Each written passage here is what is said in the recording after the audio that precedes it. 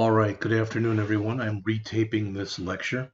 I had problems with the sound on the first one, so I'm going to be redoing it right now. Welcome to day one of the online Rankin Technical College AWD1115 Database-Driven Website Development 2 class.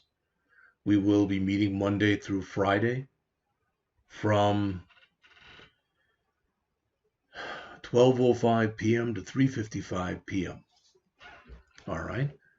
Today, what we plan on doing is the following, and actually I didn't get all the way through this, but I'll talk about what I did too. I'm going to give a quick overview of the courses in the program. For some of you, it's going to be very redundant, as this is your last course. We'll take a quick look at the syllabus.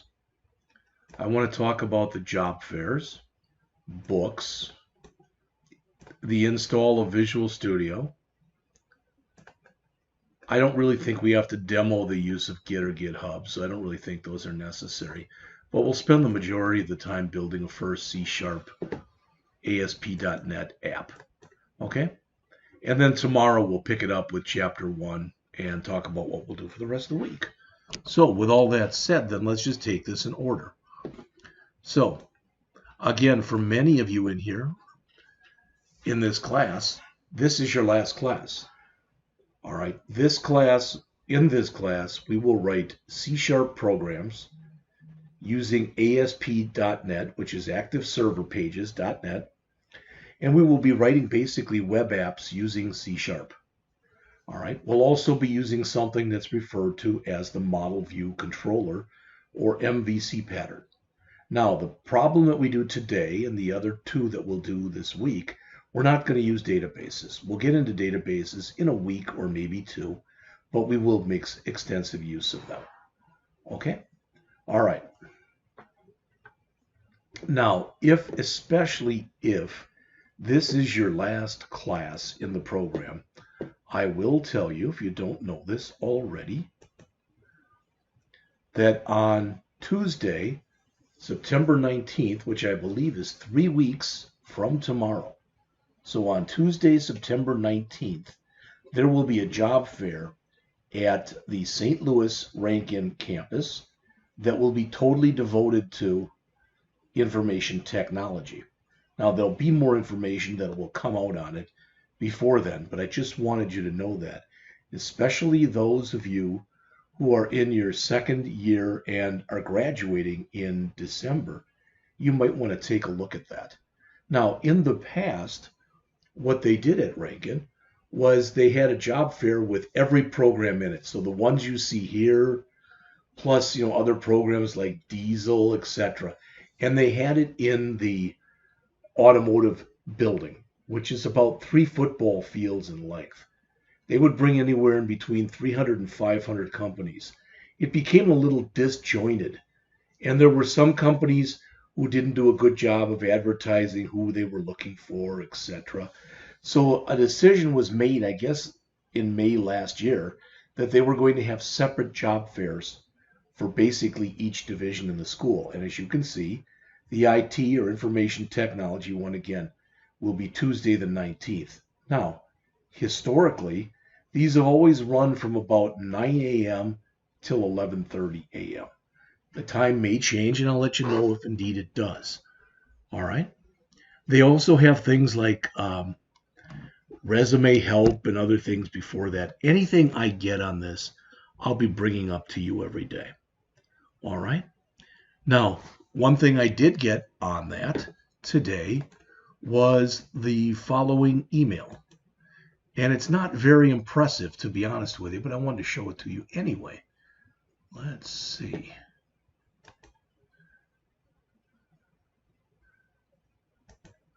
Not sure exactly where I have it. So there it is.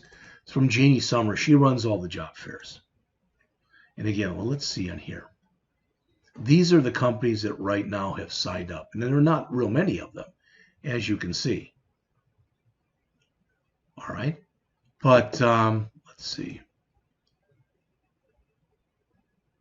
This is what they have. All right. There's about 10 companies right now. There will be more than that by that time. All right. And again, if I find out any additional information on this, I'll let you know.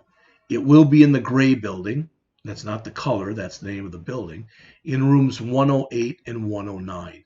But if you can find your way to the main part of the campus, all right, there's a building that you can go into on the side, and it's the one, if you keep driving straight past the first guard station, there's a second guard station. The building right to the left of that guard station is the main campus. The building next to that, or really connected to that, is the gray building. Again, if and when I find out more, I'll be more than happy to let you know. Okay, so that's the first thing. Now let's talk about what else we had on here today to take a quick look at.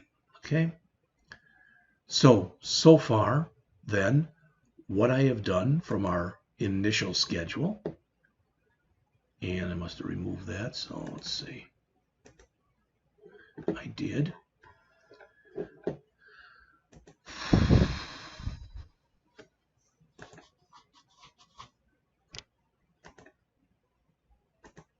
This is what I had that we were going to do today, okay?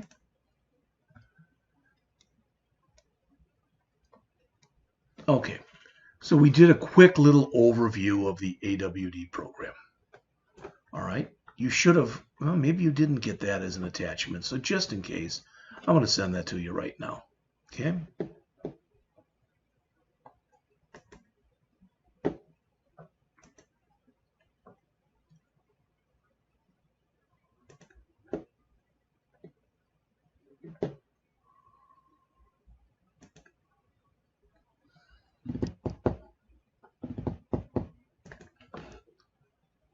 Let's see.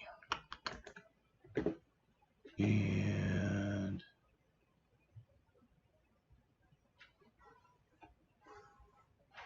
these are syllabi. I'll tell you what, I'll make sure I get you a copy of it, okay? So we've talked then about the overview of the program. Let's talk about the syllabus, okay? All right, so taking a quick look here at the syllabus. Here it is. I just want to talk about the stuff that you need to concentrate on. Again, 12:05 to 3:55, Monday to Friday. I believe our last day is like Thursday, the 21st of December, if I'm not mistaken.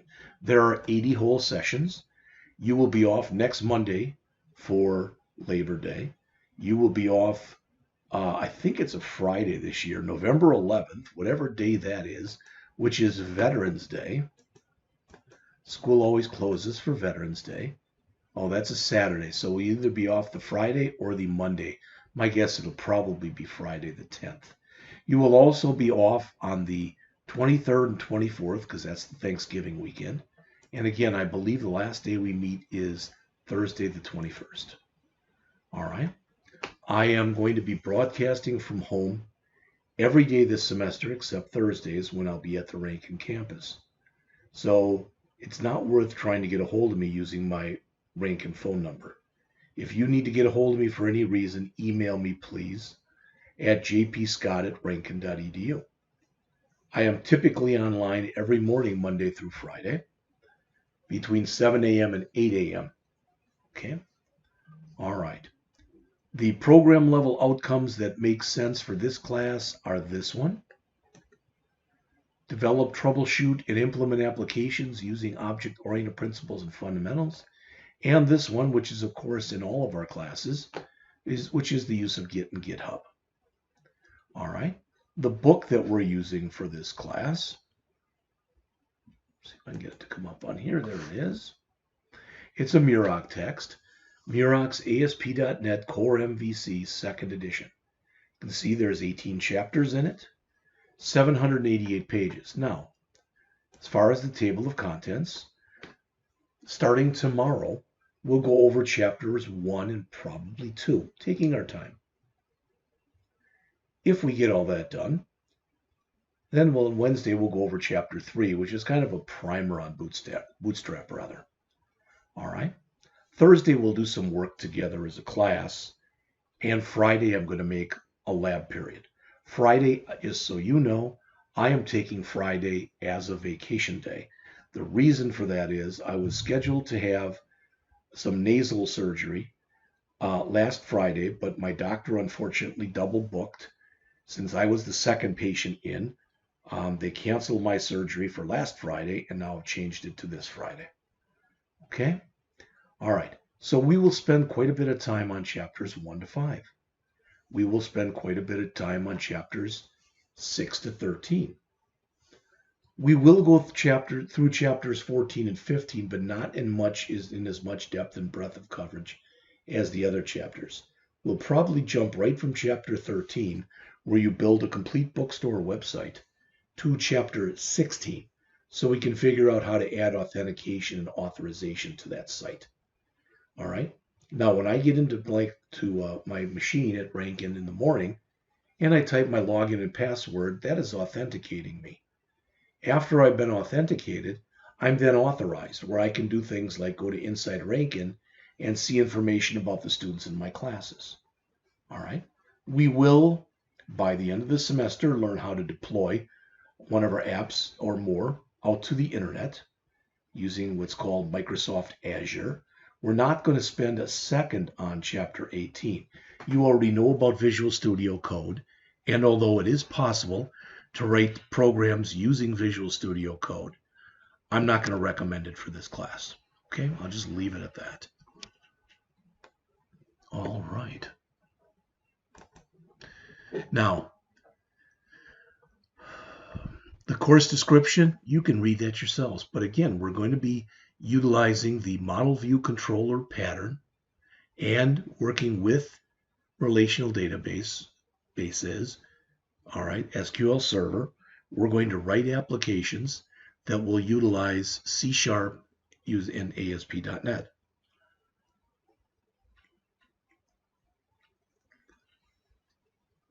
Here's our 5 course level objectives, or outcomes. You can read them yourselves. So this stuff that's in here, all of this, when it's the end of the semester and you're doing your course evaluation, you should know by now that's a 3-parter. You evaluate on did the course meet these outcomes and did it abide by this description? Then you'll also say, did the book do a good job? Finally, about the instructor. I've said this before, all I ever ask for is that people be honest.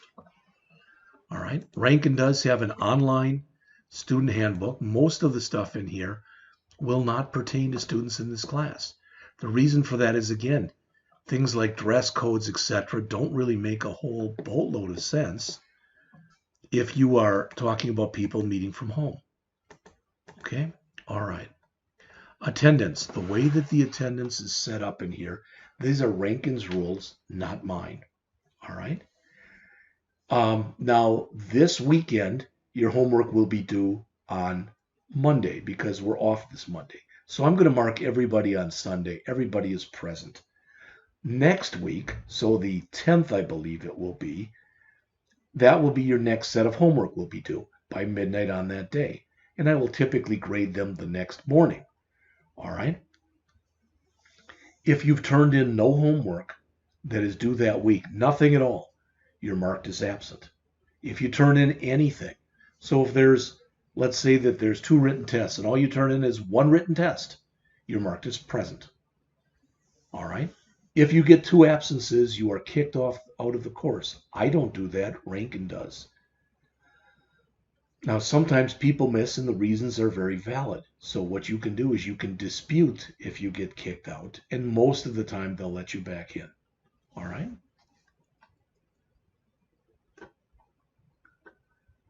You know already that we do not have D's in Rankin. All right? It's basically A, B plus, B, C plus, C, or F. Okay? Some people can get their work done and have to spend very little time outside of class. Some people need to spend a lot of time outside of class. Inside Rankin is your go-to for just about everything. Your general college information, if you need tutorial assistance, that might be hard to get a tutor for this class, but if you think you need one, let me know and I will do my best. But tutorial information, any information on disabilities, career services, you'll notice that our go-to guy there is Patrick Glynn, who is the admissions counselor at Rankin-Wentzville. There is his email address and there is his phone number. All right. Okay. And career services, same thing. Assume classes are held all the time. Now, what has not happened yet in the first 15 minutes of this lecture is my internet connection has not gone a little haywire. That happens more than occasionally. If that happens, I get like a ooh, ooh on my end kind of noise, and I have to wait until it stops, and then it reestablishes the connection. So if that happens, I just stop talking for a couple minutes. Since we are over the internet, as it says there, really we have no snow days or campus emergencies, so just assume classes will always be held. Again, this week I'm going to change this around a little bit. I'm going to go over chapter 1 tomorrow. Okay. I'm going to go over chapter 2 probably also tomorrow. We'll see. All right. We'll see how that works. I've got here chapter 1, hands-on test 1. That's not what we will do. We'll have it hands-on for chapters 1 and 2. Okay. And it'll be sometime next week. All right. That's enough of the preliminaries, so to speak. So what else do we have in here? So I went over the program. I went over the syllabus. We went over the job fair emails. Books. I don't know if this is brand new or not, but to my knowledge, your books are now part of your tuition. They're not free, but once you pay for tuition, you get books for no additional charge. You have to come into the Rankin-Wentzville campus to get your books if you need a book. All right. There are 2 buildings at the Rankin-Wentzville campus.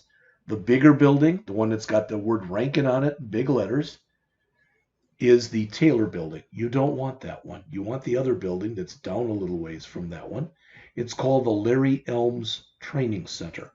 If you go to that building, and you go in the door, there's only one entrance to my knowledge, and you walk in, there's another door, and if you go through that door and turn right, the first office that you should see on the right with somebody in it should be Patrick Glynn, the admissions counselor. He is in charge of all the books. He will give you a book. You might have to show your license or some proof of identification. Okay? Next, Visual Studio. Now, all of you probably have Visual Studio on your machine, but what you may or may not have is, I'm going to go over to the Visual Studio installer right here. When I go there and I click Modify, it shows me, it meaning the installer shows me what I currently have loaded on this machine. At a minimum, for this class, what you must load is ASP.NET and web development. You can see mine is checked.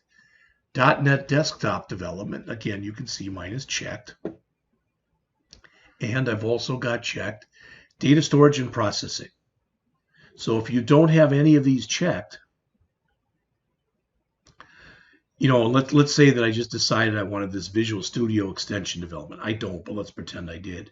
Once you click on it, then it'll be a thing in here that'll say what you're going to download, pretty much how much of the size of it, and install while downloading. Just click on that and it'll get it going. I don't need to do that because I don't need that. All right, that's the first thing. So let's assume you do have everything. All right, you've got Visual Studio Community 2022. You have, come on.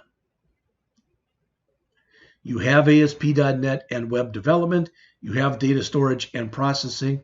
You have .NET desktop development. Then you're in good shape. All right. What I'd like everybody to do, though, beforehand, and you may have trouble if you don't do this. It almost sounds silly, infantile, stupid, whatever you want to say. But I would like you to come in, just create a very simple here on your desktop, create a folder. You can call it virtually whatever you want, but I'm just going to call it junk. All right, just like that, junk.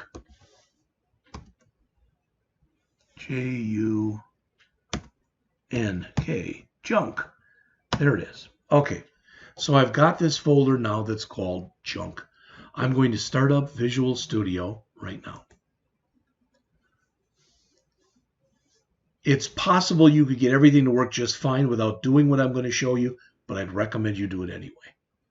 All right, click Create a New Project, and then we don't want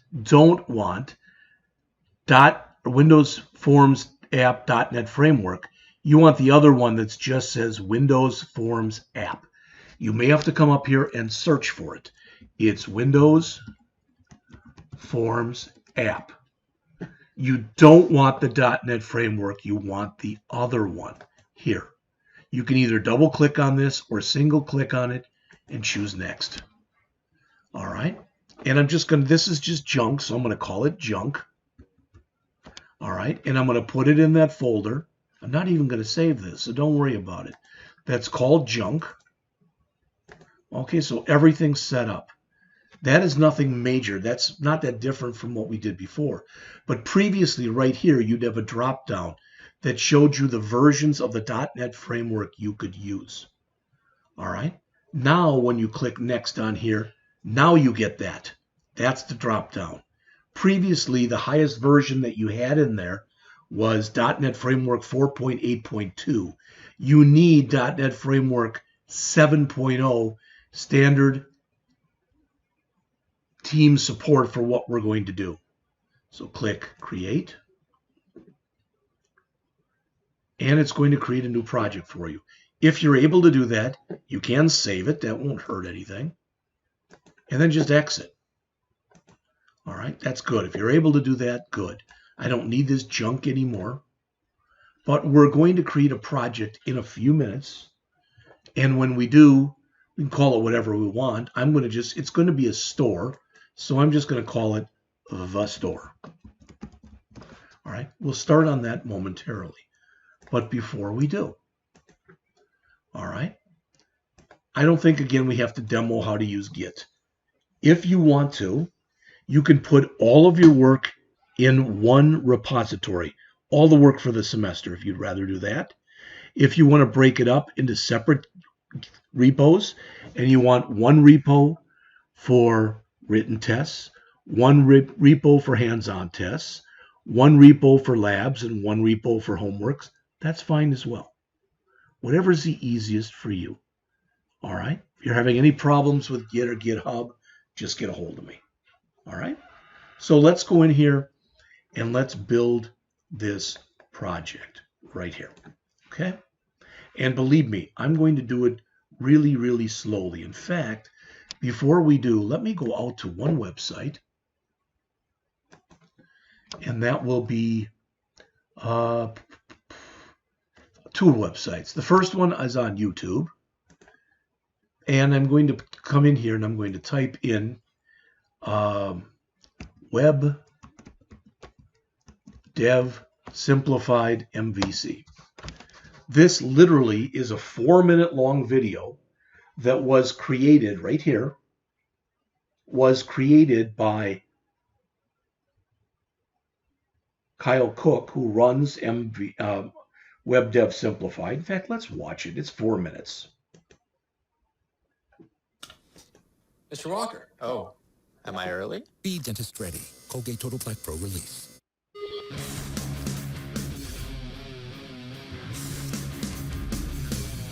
So here it much is. easier. Developers I'll start it back at the beginning, of course. Over the last 20 years, websites have gone from simple HTML pages with a bit of CSS to incredibly complex applications with thousands of developers working on them. To make working with these complex web applications much easier, developers use different patterns to lay out their projects to make the code less complex and easier to work with. By far the most popular of these patterns is MVC, also known as Model View Controller. The goal of this pattern is to split a large application into specific sections that all have their own purpose.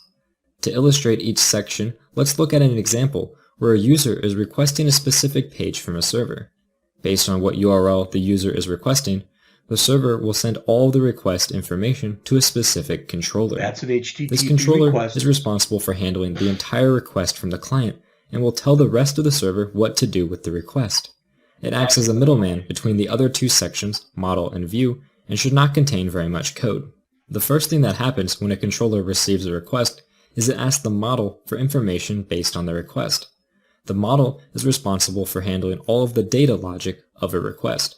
This means that the model interacts with the database and handles all validation, saving, updating, deleting, and etc. of the data.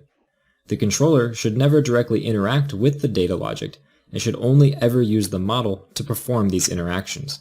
This means that the controller never has to worry about how to handle the data that it sends and receives, and instead only needs to tell the model what to do and respond based on what the model returns.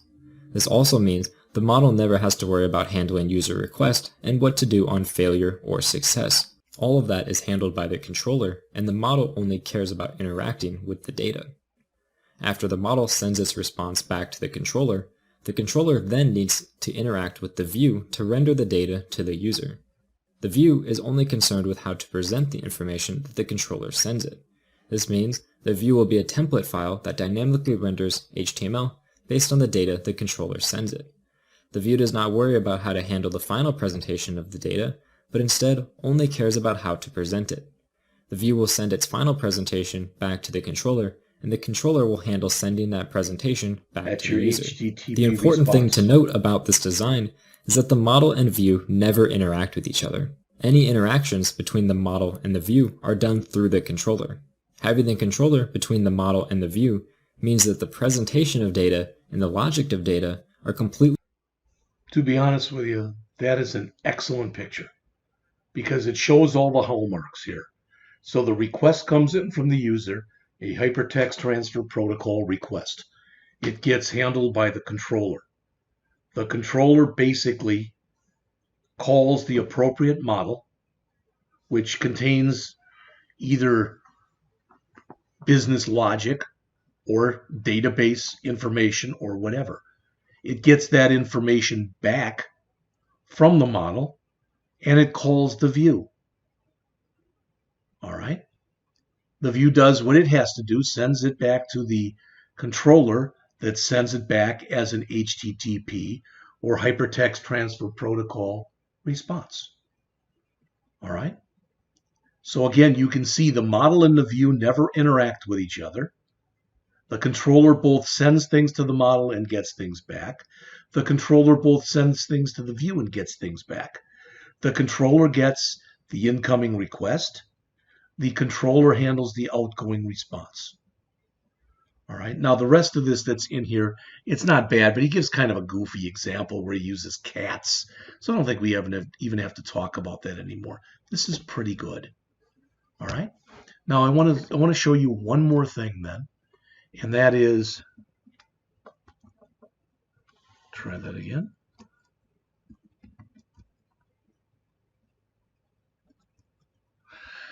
Under learn.microsoft.com/enus/ASP.NET/core/overview.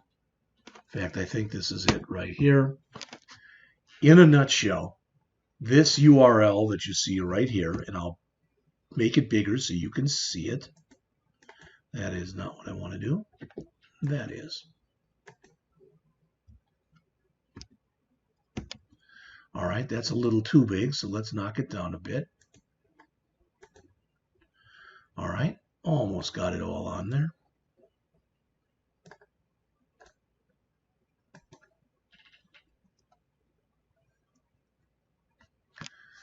All right, we don't need the HTTPS, etc. We can leave that in there. It won't hurt anything. Let's knock this down to about, let's try 28. There you go. We can make it bigger than that. Let's try 33. That'll work. All right. Or even 32.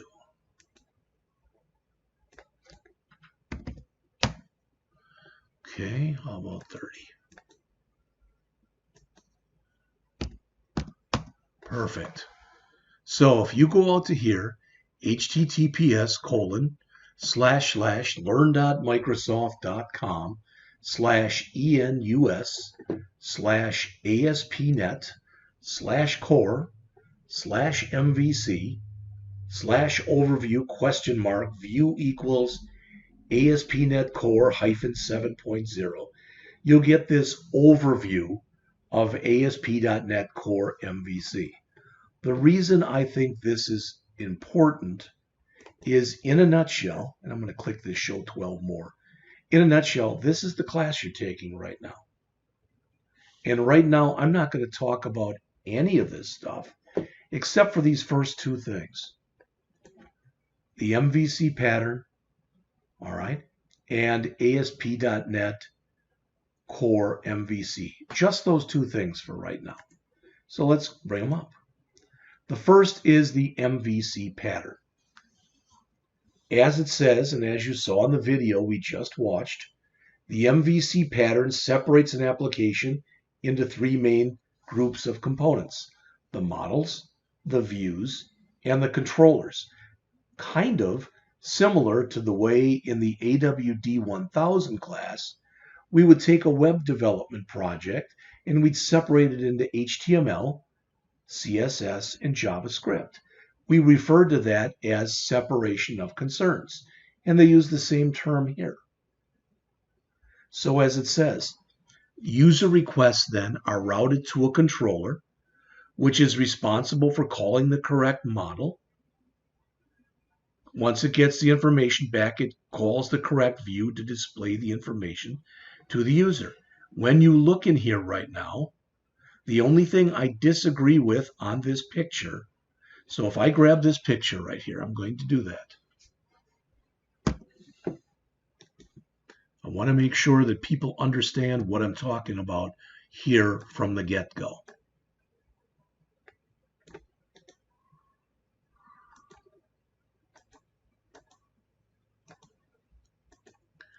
All right. There really should never be any direct communication between the view and the model. So I'm going to grab this and I'm going to remove it.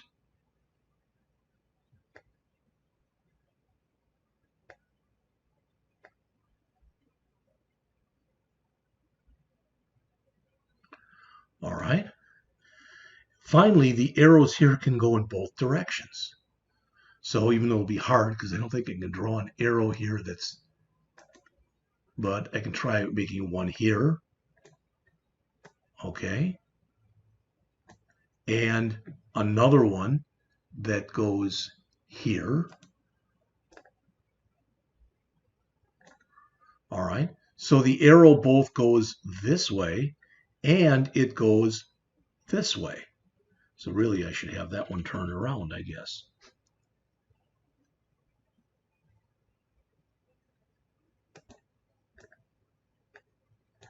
All right, so you go from the controller to the model and from the model to the controller.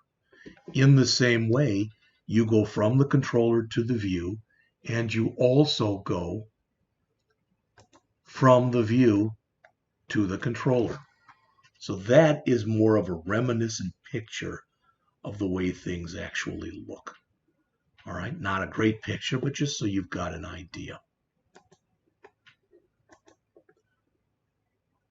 Now, you can read all this on your own if you're interested, but let's talk about the three components here: the model, the view, and the controller. The actual whole thing, MVC, it's a design pattern. That's one of the things that Kyle Cook said in that little video we just watched. As it says, it's commonly used in software to separate an application's concerns into distinct components. So what we just said. All right, so let's break down these three components. All right, the model represents the application's data and its business logic. So in other words, whatever we do regarding databases is done through the model. Okay, when we build our first app in just a few minutes, when we build that together, we're not going to use a database. We're going to use a C# list that's going to simulate a database for us. All right. So what that model does is it kind of encapsulates, all right, the data and the rules that govern the data into one thing, so to speak. All right. So the data, you know what that is already. Your database data. The business logic is something as simple as, all right, you sign up for classes at Rankin Technical College. You sign up, you pay your money, you go to class, you get a grade.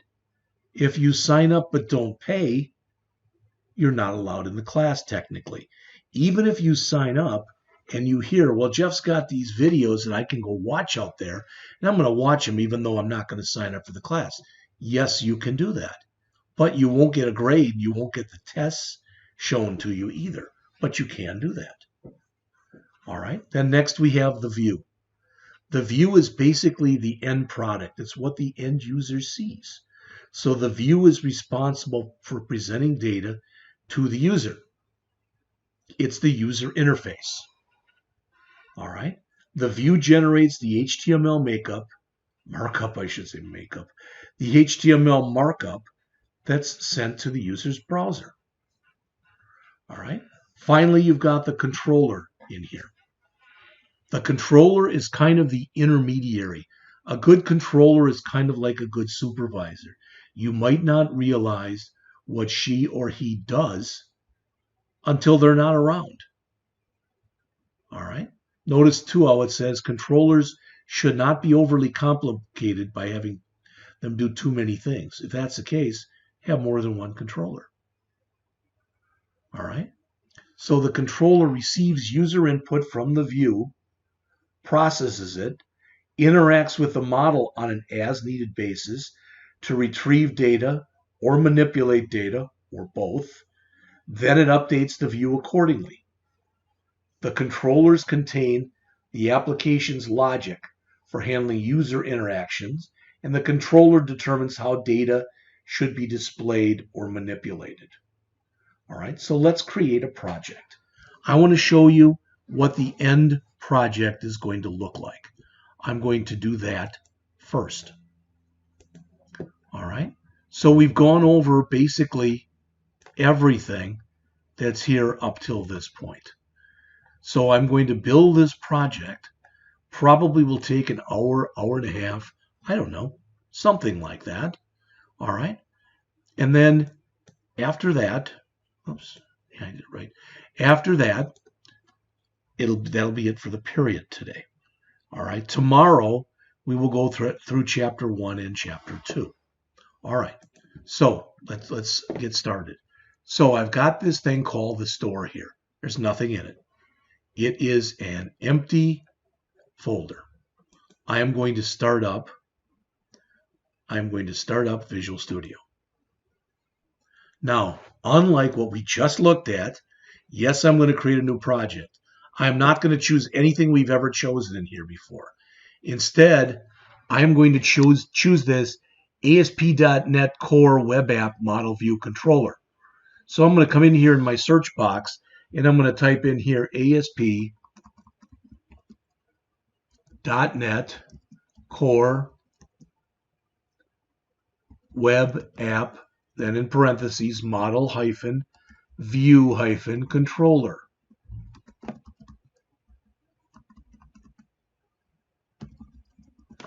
And you'll notice it's then the top one. So I'm going to choose that, and I can either double click on this or single click and choose next. All right. Again, we're calling this the store. Enough of this monkeying around with different names for everything. That's called the store. That's called the store. And I'm going to put it into a folder that's called the store. All right. So now that's everything is set up. I'm going to click next. Make sure this is set to .NET 7.0 standard term support. Authentication type for this first project should be set to none. Configured to HTTPS can also be left off. So it should look like this. .NET 7.0 standard term support, and all three checkboxes are unchecked. Click Create. Now, once this comes up, I'm going to actually run it. There's not much to it, but I'm going to run it so you see it.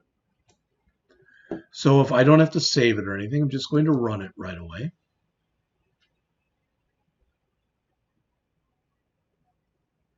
And it comes up in a separate browser window on a random port.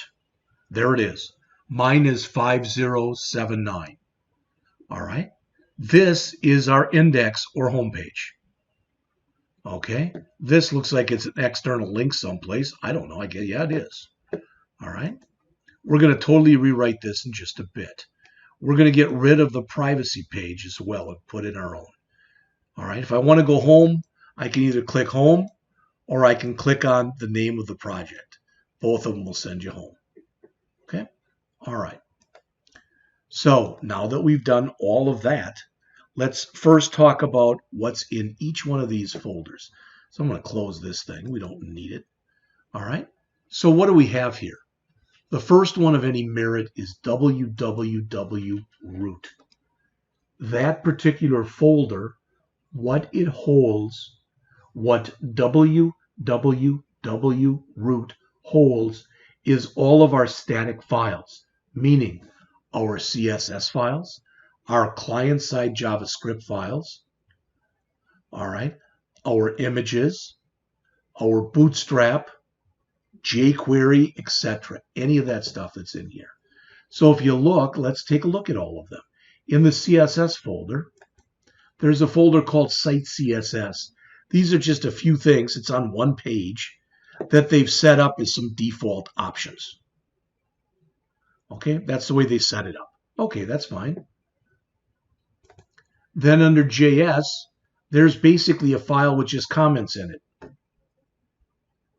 So there's nothing in here as far as the JavaScript, client-side JavaScript. All right. Under lib, what you'll notice is there's Bootstrap, and under dist and CSS, the main one here is bootstrap.css. The main one under JS is bootstrap.js. All right. There's also jQuery files in here under dist. There's jQuery.js. And there's some files for you to use jQuery validation if you're so inclined.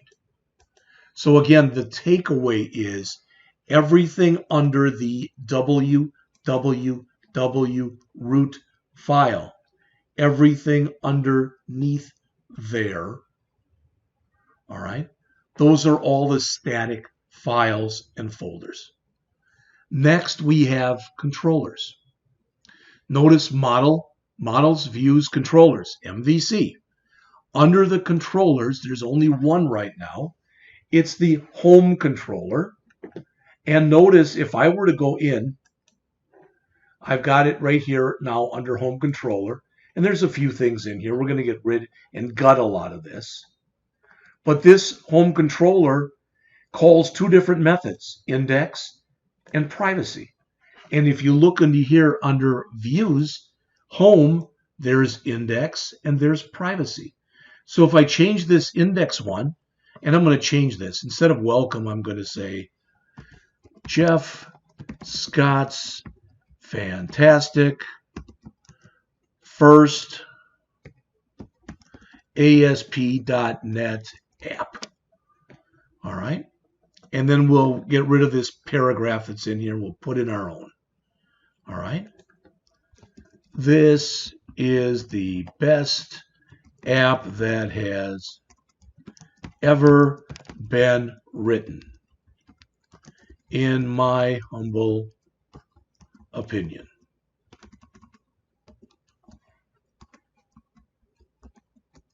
Okay. Then I'm going to go over to my privacy, and I'll say right here, we will not have a privacy page for our app. This will be removed. All right. So now if I save this and run it, you'll see how it changes. What we get first on our homepage, there it is, Jeff Scott's fantastic first ASP.NET app, and I don't know how I got that apostrophe there, but I did. This is the best app that has ever been written, in my humble opinion.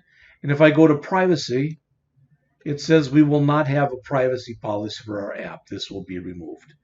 So you can see the two files that are running when I choose the two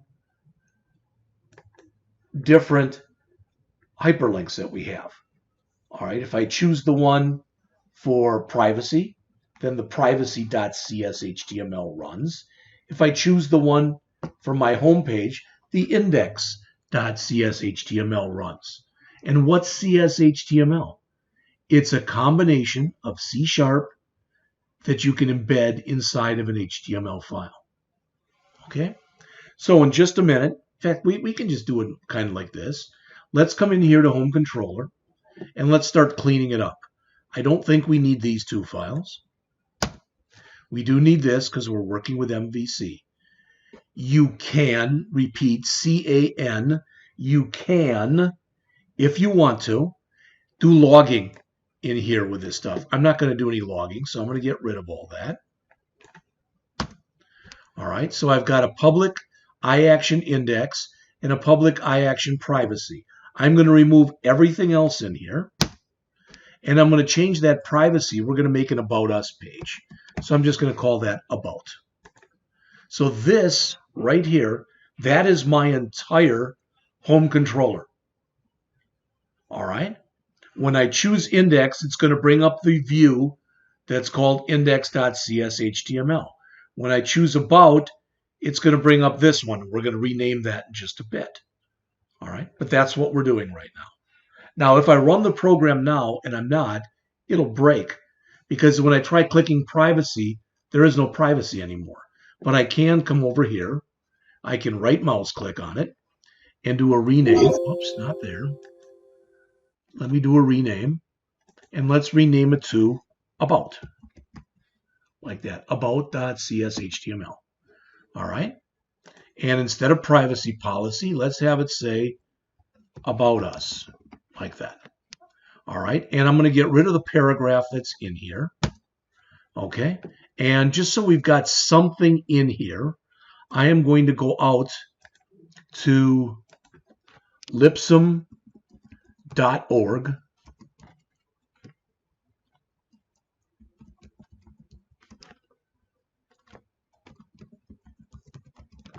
And I'm going to grab myself 4 paragraphs. Should be enough. There they are. So let me grab those. I'll put them into here, like that. And I will surround each paragraph that is in there. I'm going to surround with paragraph tags. Oops. There's my opening. There's my ending. Copy that in there 3 times. Grab that opening one again. There's an opening. There's an opening. And there's an opening. Let's pretty this up just a little bit. I don't want to spend too much time. Having you watch me hit the enter key is kind of a waste of both our times.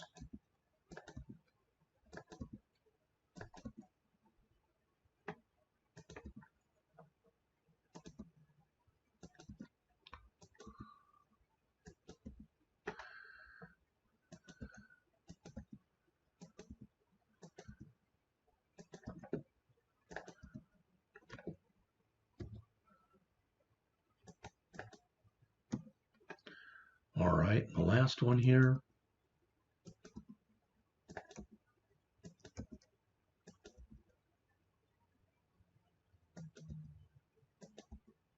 All right, so now I should have actually an About page. Okay, well, let's see what happens when I try to bring it up, because I think I'm going to get an error, and I'll explain to you what the error is in just a moment. Okay.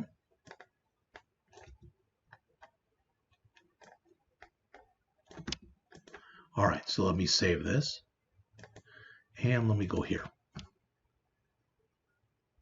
you'll notice when you look, this still says privacy. So it says it can't be found. It's not an error, but there's nothing there. I don't have a privacy page. All right, how do I fix that? I want to show you quickly how I'm going to fix that. Under shared, I'm going to go over to my layout, _layout.cs HTML file. And I'm going to change down here where it says I want to go to privacy. I'm going to change that to about and put this text here that says about us. Also on the bottom of the page, in the footer, it again has privacy. I'm going to change that to about, and we'll change this to find out more about us. All right, so let's run that. Let's see if we're making some progress here. All right, so let's click on home.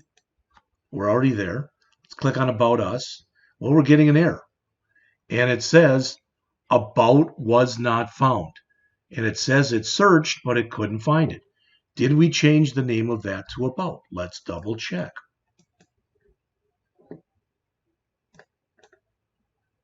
I called it Z about accidentally. Let's get rid of that Z that's in there at the beginning.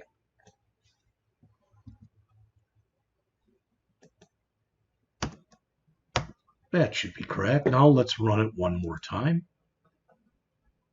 And now we should be able to go to About Us. And well, it still doesn't like it. All right, we're going to find it and fix it in just a moment. And let's see if we go to here, we'll probably get the same error. Yes, we do.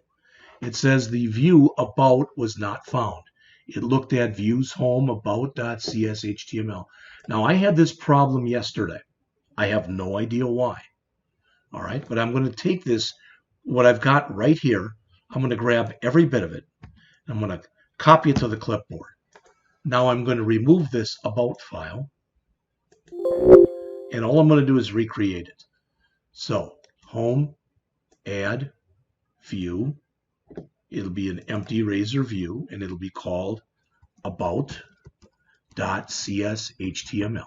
It's like that. I don't want this. This is garbage text they put in here. So I'm going to paste that in. It's the same exact thing I just gave you. Let me save this.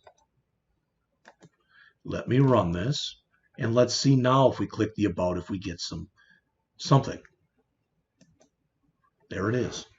There's our about us right there. We can get it from here, or we can go down to here and look at it in our footer. We could have added more text as well. All right. Or we can change our screen size too. But there you go. We now have a working About Us page. How did we do that? All right. Well, what we did was in our home controller, all right, we said that we've got a thing in here called About. And when that runs, it returns the view of the same name. So it returns about.cs HTML. All right, let's put a couple more paragraphs in here. I'm just going to repeat these.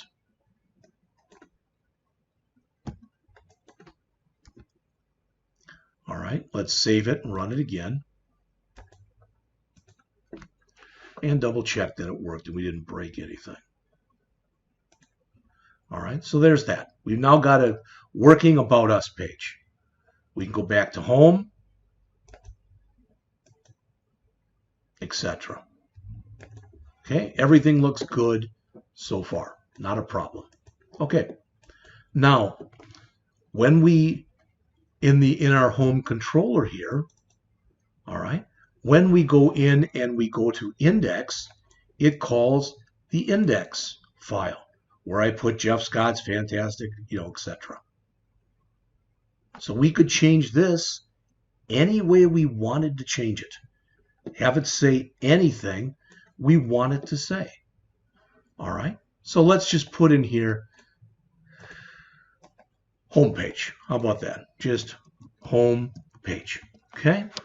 And then let's put a couple. We won't have any paragraphs in here.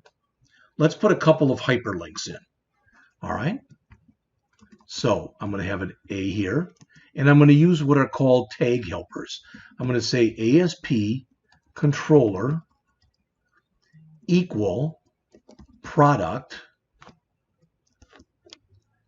ASP action equal, and there'll be two of these. One will, well, actually just one we'll have in here now.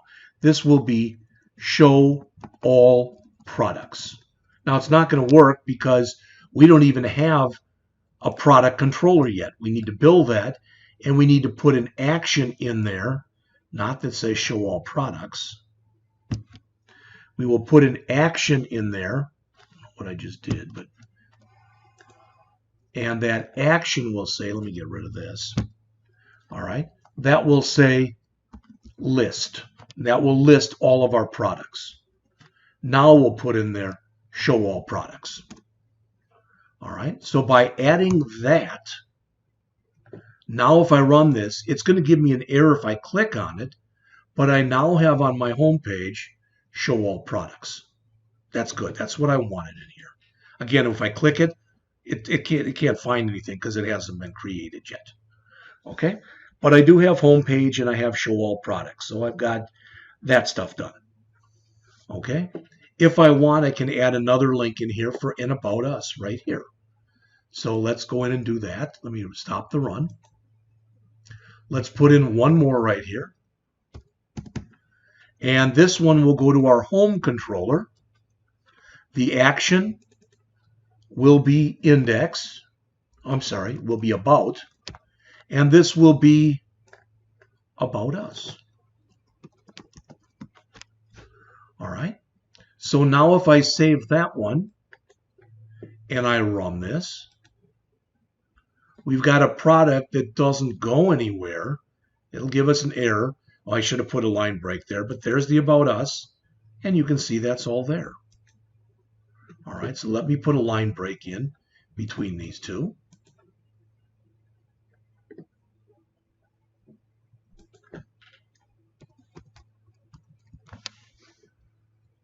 And that should fix it. So again, that's what we have. So we can go to show all products, which will give us an error, basically say I can't find anything, and we've got our about us page. Okay, so we're doing just fine thus far. So again, we've talked about this before, but I want to say it to you again. Controllers hold the program's controllers. By default, ASP.NET and C# expect that when you create a controller, that controller, all right, once you create a controller, it expects that the controller will have the word controller at the end of it. All right. Now we can go in there and we can create another controller. So I'm going to add a controller. It'll be an empty, which is almost always what we'll use in here. And I can call this product controller.cs, and it'll hold all of our products. Right now, it's not doing much of anything, and that's okay. We'll work on that one a little bit later. All right, but before we do that, all right, let's go in and, again, I've said this to you before, but I want to say it again. Controllers are classes. They handle incoming requests from a user's browser. They receive user input, they process that input, and interact with a model to retrieve and manipulate data. Once that processing is done, the controller selects the appropriate view to render the response and then sends the response back to the user's browser. All right. Well, right now, what do we have inside of models here? We have something that says error view model, which we're not even going to use. So I'm going to get rid of it. You can leave it there. It won't hurt anything, but I'm going to get rid of it. Now I'm going to go in and create two models in my models folder. All right. Let me close everything else that I've got open right now.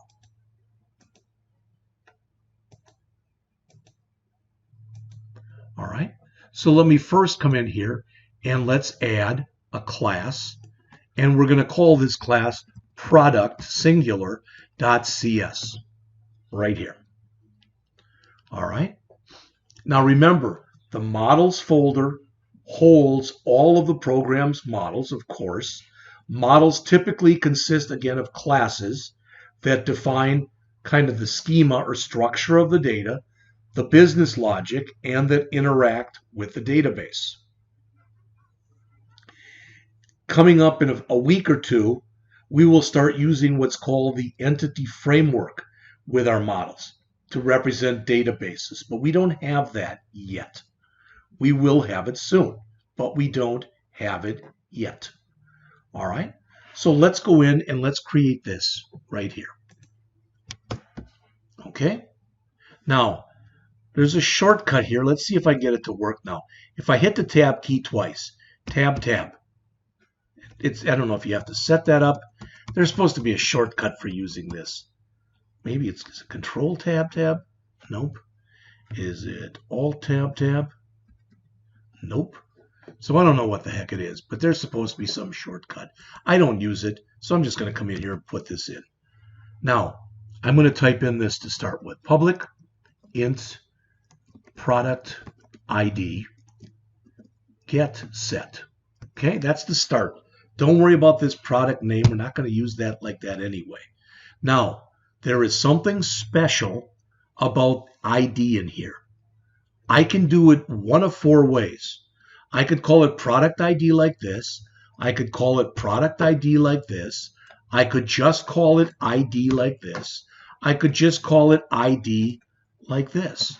Any of those will automatically take that particular field, and once we create a database out of this, we'll automatically make that database the primary key. All right, and it will be the equivalent of an auto increment that we used to work with. In the world of SQL Server, they call it an identity field. So it'll be set to 1, and it'll automatically increment by 1. Now I could leave it as just ID, but since it's for products, I'm going to call mine product ID. These are properties I'm creating. The next one will be a public string. I could call it product name. I'm just going to call it name with a get set. All right, then finally I'm going to have one more here.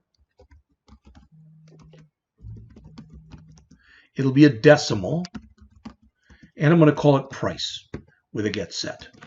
Now you'll notice if you look in here, if you notice by name, it's got the green squiggly there, which means that's not an error.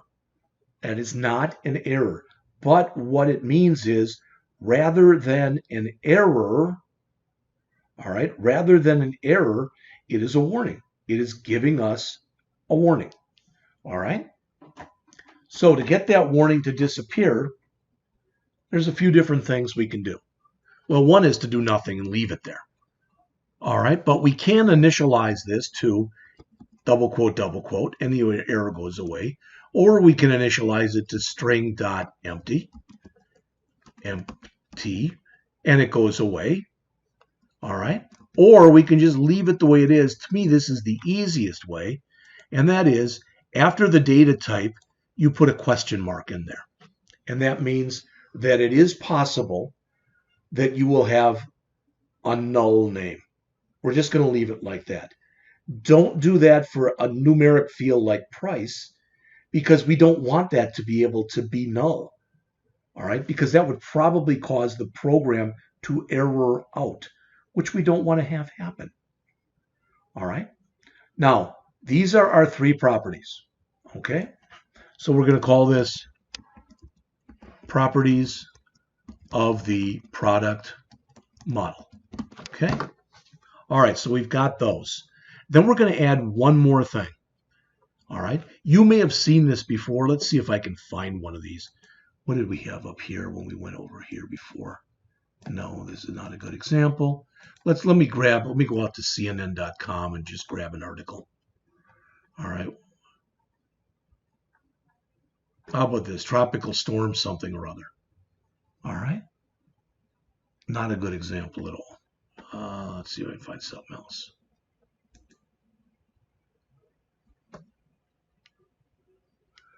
Okay, I'm not finding any good examples here.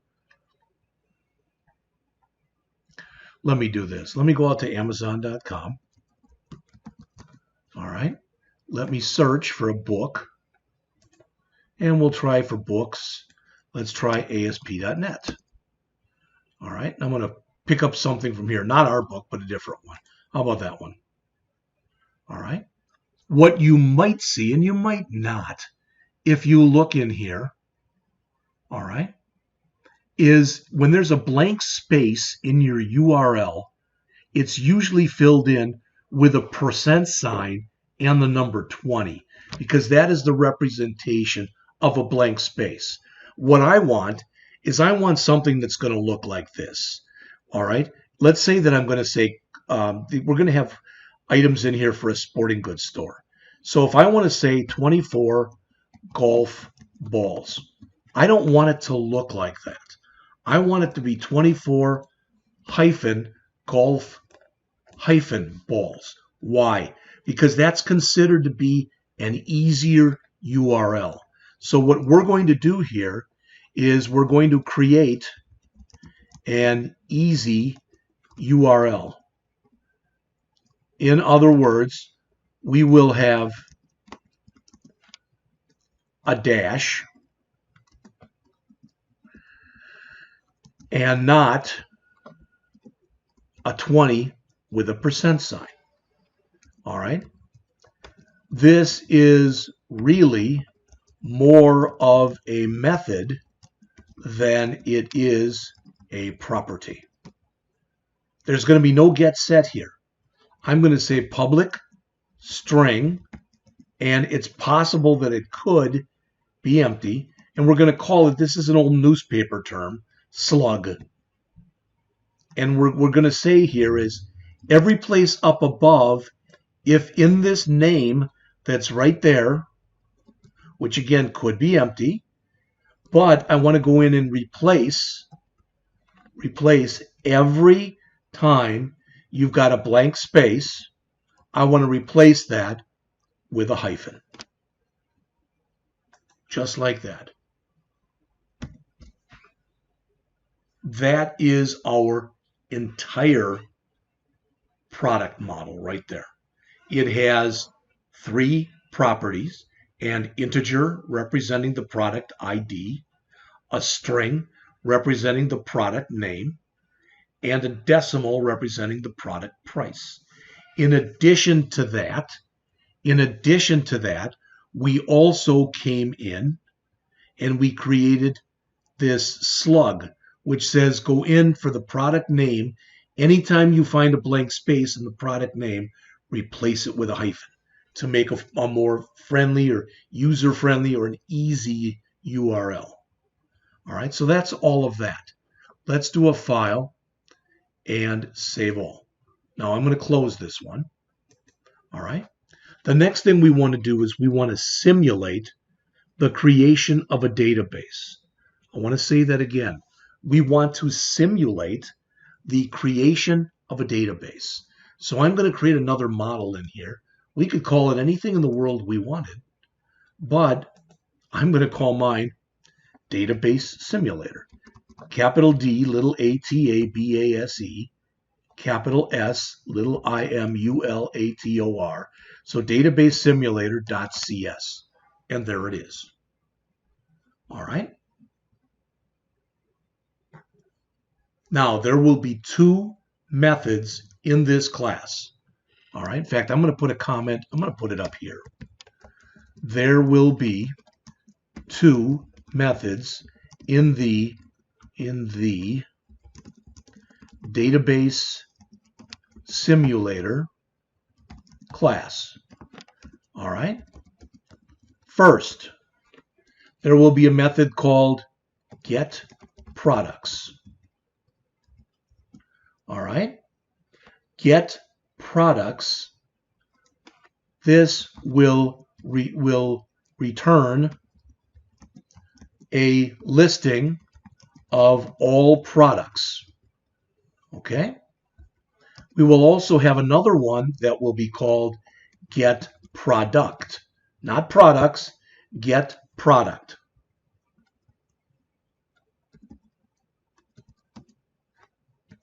and get product, that will return a single product based on an ID. Okay? So those are the two things we want to write in here. All right, so let's write them. Now we're going to create two methods in here. We're going to make each method static. All right, so that we don't have to instantiate the class if we don't want to. And static means there's one of them, and everybody will share it. So let's start here. Again, we'll start with get products, which will return all the products. So let's write that one first. Public static, and it'll be a list of all products. And we're calling it get products, plural. Okay, we're getting an error right now because we aren't returning anything yet. All right, so the first thing we want to do is we want to declare the list that will hold the products. All right, so that'll be list product. It'll look a lot like it does up on top. Products equal new list of product, like that. Now there's two ways we can write this. It's totally fine to write it like this, but I can also, if I want to, I could have just written it like this. This is the newer syntax. Would have been like that. I'm getting an error because they're both called products. But if I put a 2 in there, it'll take it just fine. All right, I'm going to use the other method, the one with more typing, not because it's got more typing in it, all right, but because I think it's a little bit more self-documenting. All right, now in here, I don't want a semicolon there. Why? Because I'm going to create my products. All right, so I'll get rid of this. I don't know how that got there, but it did. So create 9 different products. That's what I'm going to do right here. All right. This right here, this represents what is called the seed data. We are putting in some beginning values that we're going to be able to use. This needs a semicolon at the end. So notice right now I have no errors except this because I'm not returning anything. At the bottom here, if I just type in return products, now I've got no errors. It won't do a flaming thing, but I have no errors. So let's put in these 9 different products. All right. I've got to instantiate 9 different products. So new product. All right. And with each one of these, it's going to have a product ID. All right. And I'll just set it equal to 1. That's fine. And it's going to have a product name. For now, I'm going to set it equal to the empty string. You'll see why in a minute. And finally, I don't want that there. I want a comma there, not a semicolon. It's going to have a price. And I want to make sure that price goes in as a decimal. So I'm going to force it with a cast there, decimal. And for now, we'll just set it equal to 99 cents. All right. And I want 9 of these.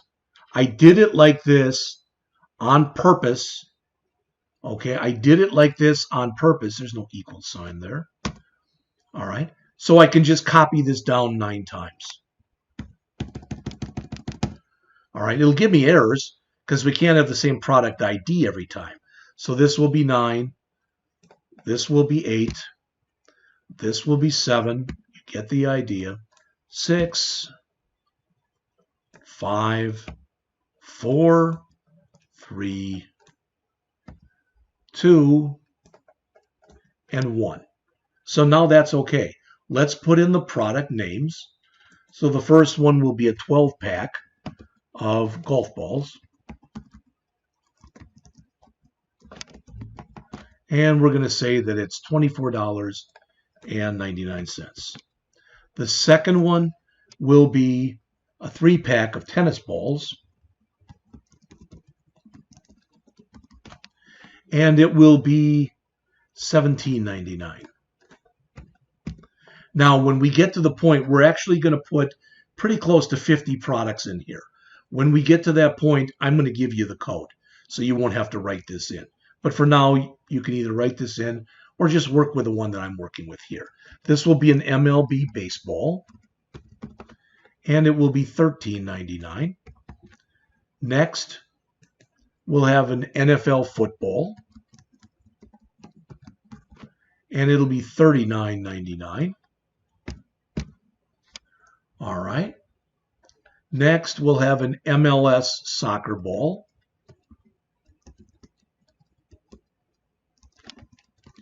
It will be $29.99.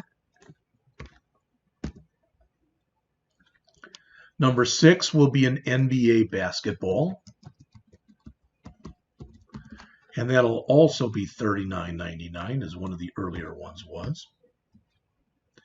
Next, we will have a PBA bowling ball.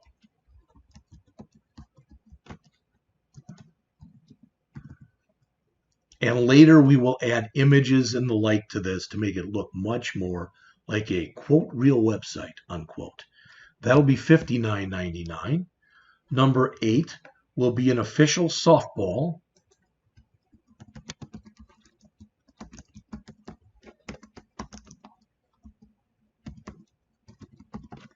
That'll be $16.99. Finally, we'll have a PVA, if there is such a thing, Professional Volleyball Association.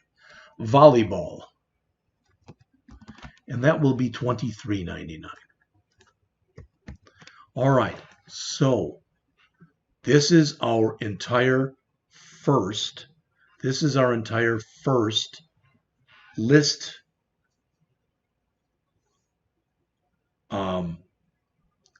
in our database simulator. This is our list method.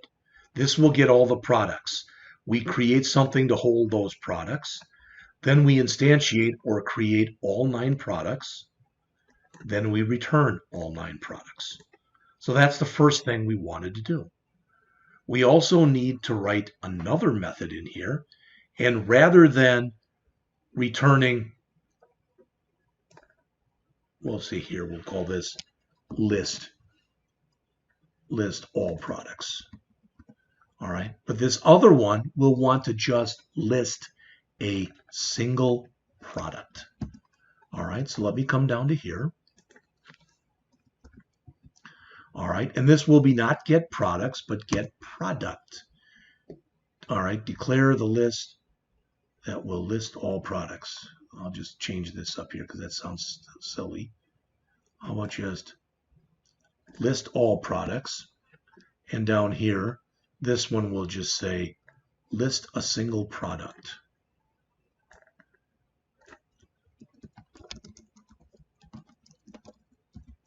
Again, I'm getting an error because we're not returning anything yet.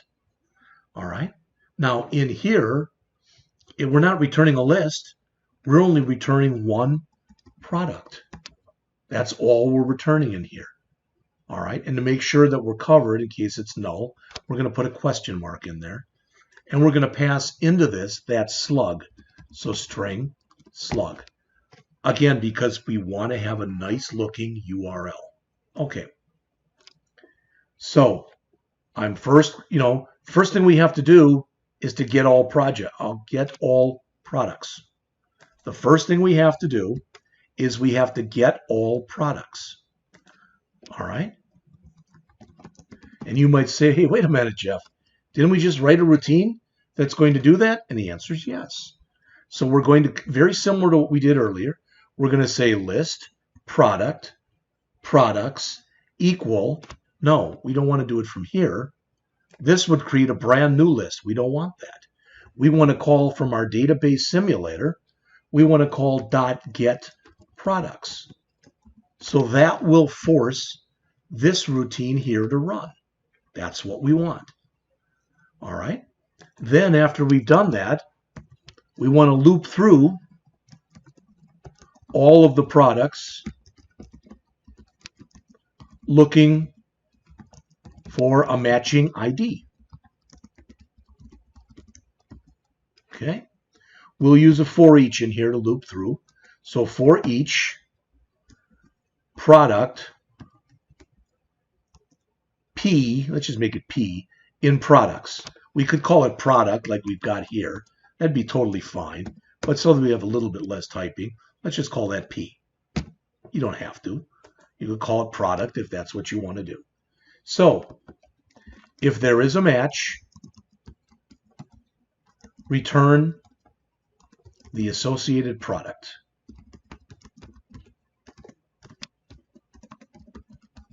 So if p.slug equals that slug, there's a match. So we just return P. We're returning the product if we found a match. All right. If we fall out of the loop and there was no match, so if we get down to here, there was no match. There was no match. Just return null. And that's what we'll put, return null. And you'll notice I have no errors in here now. That is our complete database simulator class with a get products that's going to show us all 9 of our products, and a get product which will show us a single product. Looks like I'm missing a curly brace on the end here. There. All right. So I think I have no errors in here right now. Still not ready to run. All right. But it's getting there. All right.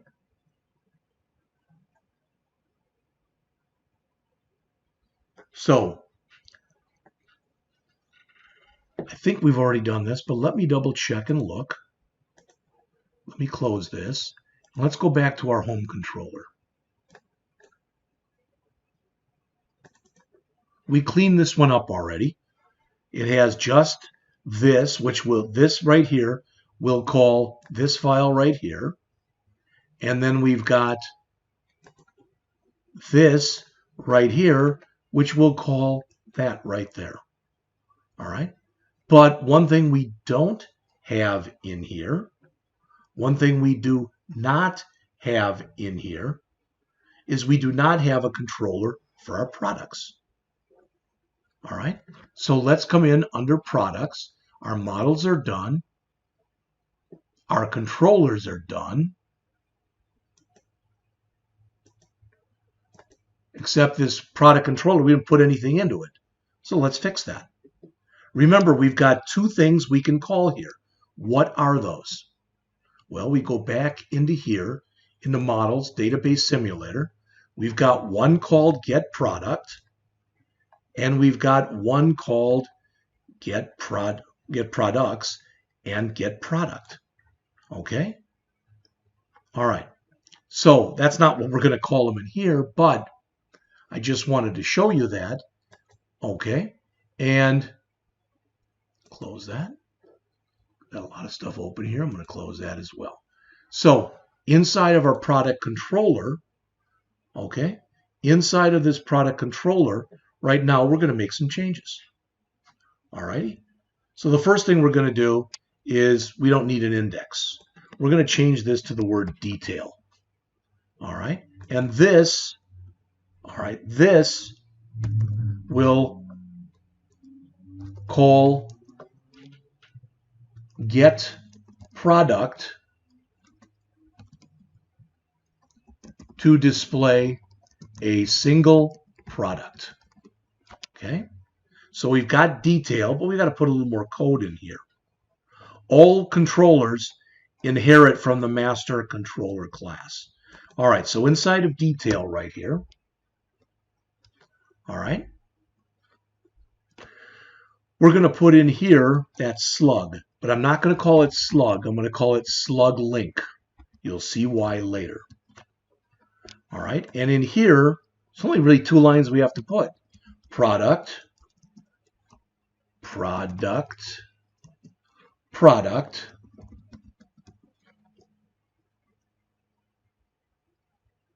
make that a little p, equals our database simulator We'll fix this in just a moment. Don't worry about it. We're going to get it fixed. Get rid of that. All right. So in here, okay, this is going to be our detail. We're going to say product equals, database simulator, right there. All right. Dot get product. Just a single product. And we're going to pass that slug link in. Then when we return a view, we're going to stuff into that view the product. If it doesn't find any, product will be null. So it will return null. All right. Then we've got another action we've got to make in here. Again, this is very small. And it's going to be called, public action result again, and not index. This is going to be called list. These names that we give them are arbitrary. We could call them whatever we wanted. It's going to return a list of products called product, and it's going to call get products, just like that. And it will again return a view, and it'll return in that view those products. All right. Now I believe we haven't fixed our views yet at all. So we can save this and run it, but it's not going to work. There's still more work that we have to do first. We will be able to run this. It doesn't run clean.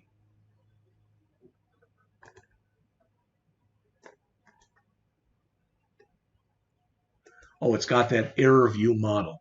All I should have to do is remove this error.shtml. So, and where else doesn't it like it? It's in views shared.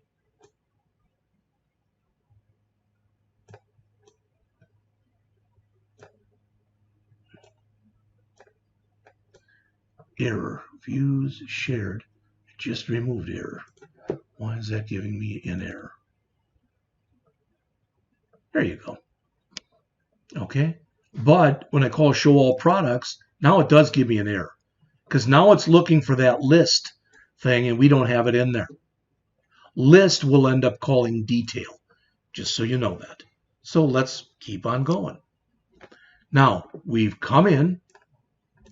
We have now come in and we have created our controllers, our home controller, and our product controller. I believe those are done. All right. We have come in and we have created our models, those being our database simulator model and our product model. So I think those are done. In views, we have fixed our about and our index. But since we've got up here, since we have a controller that's called product, we need to have a view folder that's called product. All right. And in there, we must create a detail.cshtml file and a list.cshtml file. So I'm going to come in here. They're going to be empty, but I'm going to go into here to views. I'm going to add a view. It'll be empty. And I will first add one called list.cshtml. Okay, and it's just got garbage in it. We can remove the garbage. Okay, and we'll make another one in here. Another view, again, will be empty. And it'll be called detail.cshtml. All right, and again, we'll remove the garbage. My guess is, since we have no code in there, if we run it again, it's not going to do anything. Show all products. There's nothing to show. We haven't put any code in there that's going to actually show our products. So we're going to fix that next. All right? But we aren't breaking anything. It runs. We can go to about. We can go back to home. All right? So all those links work. Nothing's broken. That's good. All right, so let's continue on here. All right, the next thing that we're going to do is before we write the detail in the list, which we're going to write, I'm going to go and under under views here. All right, not under home and not under product, but I've got a file here under this, under shared, that's called layout.cshtml underscore layout. It's a partial file. This is our main layout page. And I want to change this a little bit. All right, or did I change it already? I don't know. Yep, we put an About Us in there, so that's good. And I think we did change the other one too, didn't we? Yeah, and that's good. But let's take a quick look at this file. All right, and it may not seem like a big thing, but what this is doing in here is it will dynamically set the title. So if we're on the product list page, it will say something like product list hyphen the store. And since it's a title, we can make it look a little nicer. And if it's the detail page, we can put in their product detail, the store. So we're going to dynamically use this to set our title. Other than that, the stuff that's in the head section, there's nothing new. All right, we are giving it a path to different files that we have in www root. So what? All right, then we've got our body. And again, these things that are in here that you see, ASP dash, those are referred to, say it one more time, those are referred to as ASP.NET tag helpers. And I think that's chapter 14 or 15 of the text. Now you'll notice the first tag helper says ASP area or ASP hyphen area equals nothing. We could actually remove that if we wanted to. There is no area. And all areas do is they allow you to take an app and kind of break it up into a bunch of mini apps. Don't worry about it for right now. All right. Then we've got our action. So this one says home controller run the index. Home controller run the index type of thing. All right, but you'll notice after the header, all right, after the header, we've got, this is our whole body right there. All that routine right there says is what is going to go in there is going to be all the code from either list.cshtml or detail.cshtml or index.cshtml or about.cshtml. All right, that's what render body does. It basically replaces this line with whatever we're passing into it. Finally, we've got this, and this one says render section async. That grabs any script files we have and it adds them to the program. So we're able to utilize those script files. Okay? All right. Let's continue on then. The next thing that's in here that you can see is there's a file called validation scripts partial. We're not even going to use that file, so I'm going to remove it. You could leave it there, it wouldn't hurt anything, but we're not doing any jQuery work in here, so I'm just going to delete the file.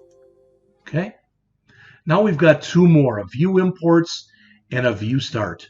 This view imports, it added these two lines for us, and they're basically shortcuts. So we're not going to have to key in a bunch of other stuff. This is the mandatory line.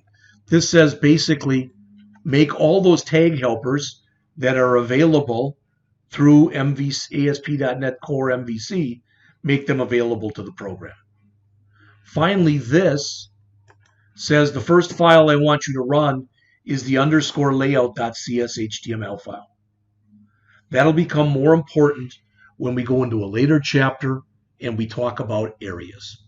All right, for right now, don't worry about it. Really, it should be just fine. All right, let's look again. All right, let's make sure that under home, our about and our index are both set up correctly. So let's first go to our home page here, home index. Okay, and there's not much in here. Okay, we've got what you see in here. And rather than a text center, which is okay, I'm going to change this to list group because this is a listing that we're grouping. All right, what that did, in fact, let's put it back to where it was. Text center, and let's run the program.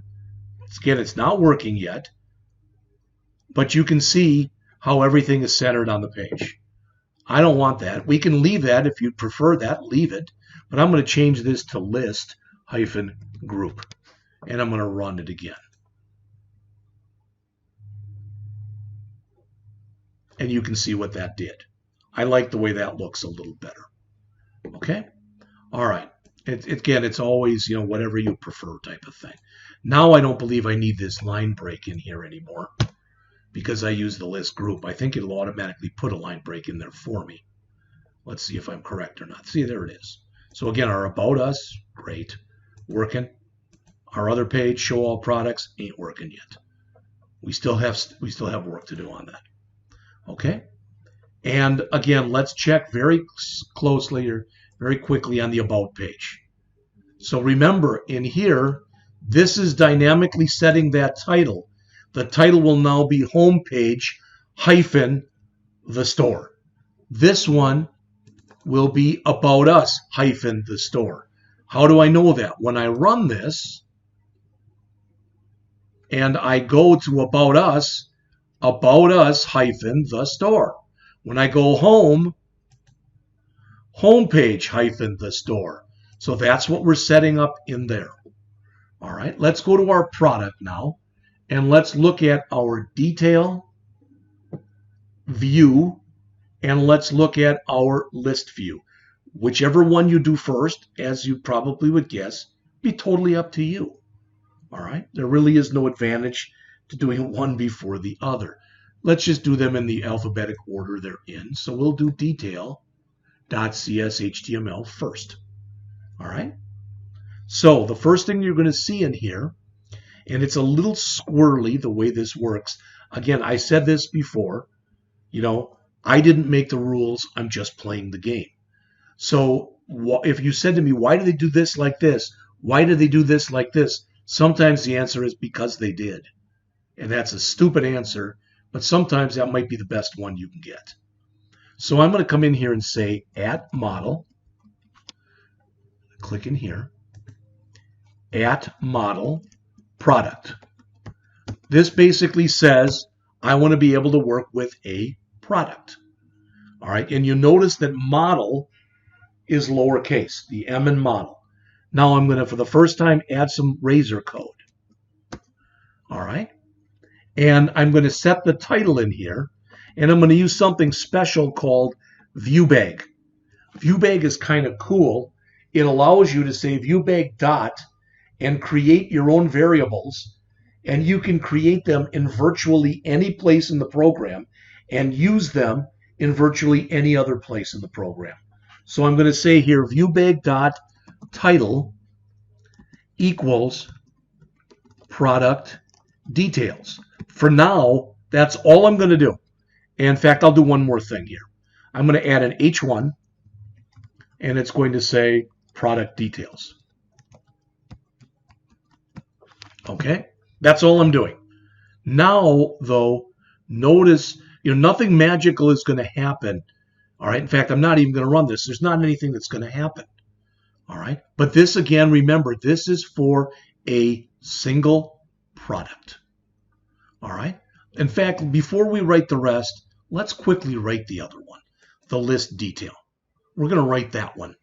All right, and I want to, if you don't know why I'm doing it in that order, give me a second and I'll show you why.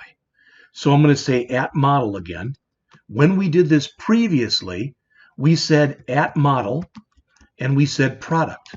That's not correct anymore. We don't want to return a single product. We want to return a list of type product. All right. And again, we're going to put in our razor code and set the title using viewbag.title. All right. And I'm going to set it equal to product list. All right.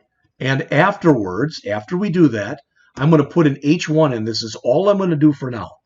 And I'm going to say product list.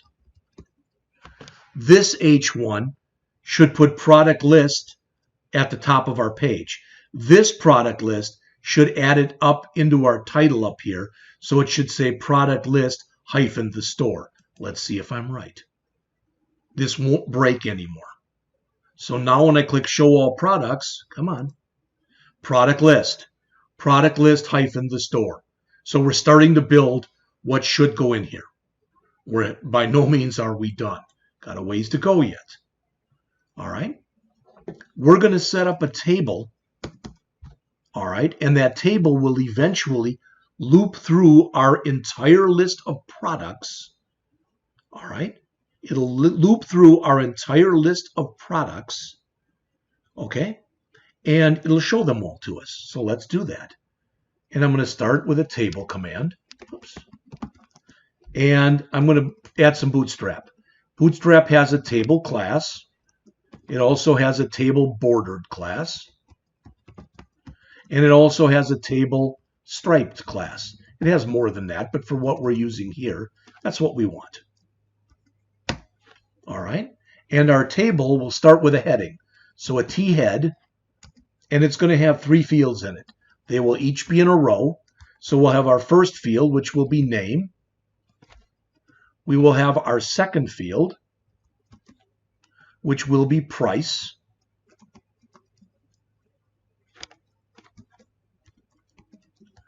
All right. And our third field will be blank. You'll see why that is in a minute. Normally, when you list all your information like this, you do not list out the ID. We could have put the ID in there. We could have done that, but I'm not doing it. These are just headings in here. That's all they are. So again, if I run this now,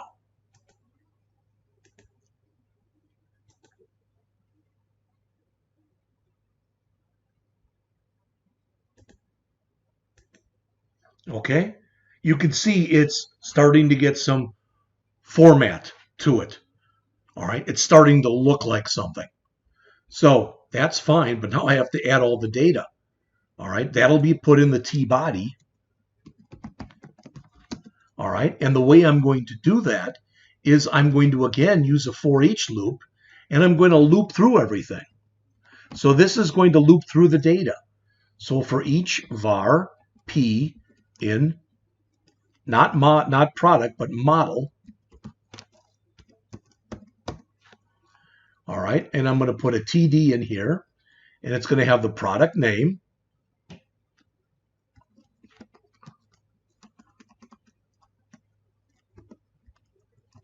Why is it doing that? P dot name, and I don't know why it's doing it like that, but it is. There. At P dot name, and it doesn't like this, and I don't know why, so let's see if we can figure it out. Var. Oh, it's because we need to add another table row in here.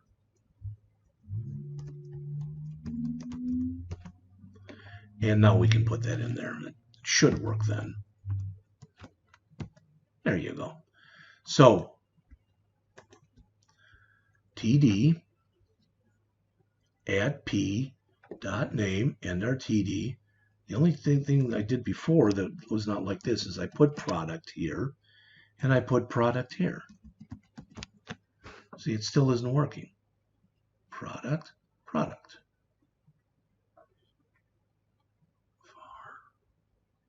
Product in add model. I'm going to make that a P again, and I'm going to make that a P again. All right, but it still says it does not exist. So what is wrong here? Okay. We didn't put an @ sign in. This is razor code, and we need that. Notice our error went away. All right. Next, we want to put in the price.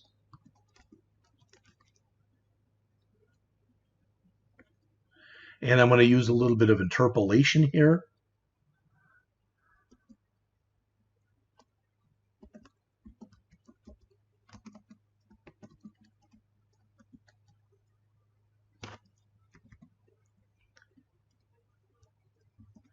And then finally, what I want to present here, so let's take a look right now and see if we've got anything. See if it works or if it doesn't work. All right, so we'll look. This is the best way to learn, is to write a little code and test it right away. All right, so there's my products. Good, they're all in there. Everything's cool. I want to, in here, I want to add basically either a button or a link that when I click on it, it'll go to a particular product. And I don't have that right now. So I'm going to put that in right now. That'll go right here. This is a little bigger, so I'm going to put it over a couple lines here. All right, anchor tag, ASP. It's going to go to a controller. What controller? The product controller. All right, and what is it going to do in the product controller? It's going to run an ASP action. What action is it going to run? It's going to run the detail action to show us a single product. All right, we have to tell it what's called the route. We're going to go over all of this stuff. So ASP dash route, and that's that dash slug link that we used before. All right. So that route is going to be equal to product, or at p dot slug. All right, we will now end this and we'll say view. Okay, now what did that just do? Well, you saw what it looked like previously. All right, let's see what it's changed to now. All right. Now for each product, we've got this. Now this is partially written, so when I go here, it goes to product details. That's where we want it to go. We'll write the rest of that in a minute. If you don't like the way these look as hyperlinks, as an example, we could make them buttons if you would rather do that. So at the end here, before we've got the word view, we could come in here and say class equal BTN. Let's make it BTN success, so they're green buttons. Okay? So I'm taking a link and I'm converting it using Bootstrap into a button, which is totally legit to do. So let's do a save all. Let's again put in our show all products, and now notice that they're all buttons. If you like it the other one better, use it the other way. It really and truly does not matter at all. All right?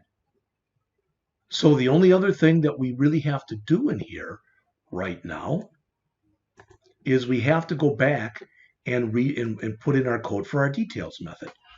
There's not much code to put in here, to be honest with you. All right? Less than we did before. So we're again going to start with a table.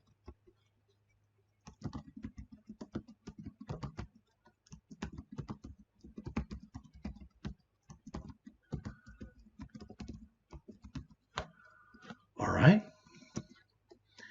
and let's start writing it. We will have, that should actually be a table header, and that first one, it will have the ID. You can put a colon in there if you want to, you don't have to. And then there'll be a table row. All right, and that will be at model. And it's weird because when you used it up here, it's model with a lowercase, but when you use the components, it's model with an uppercase. I don't know why they set it up like that. Somebody did. All right, that should not be a TR. I'm sorry. That should be a TD. There we go. So there's our first one. So again, just to see what we've done, now when we go in and we click on a particular product, we get to see the ID. Well, we want more than that. We also want its name, and we want its price. So let's put those in there. All right, we'll put each one of these on its own row. So another TH, and it'll say name.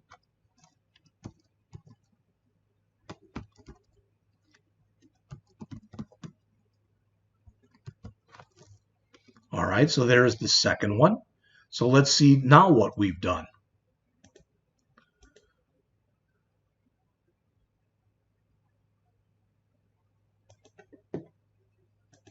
So now we've got the ID and we've got the name.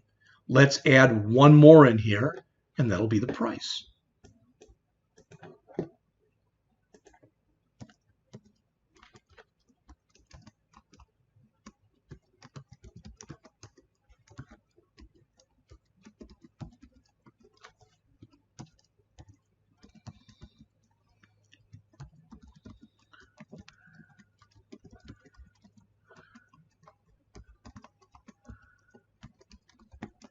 And we'll format that to currency. It'll look nicer.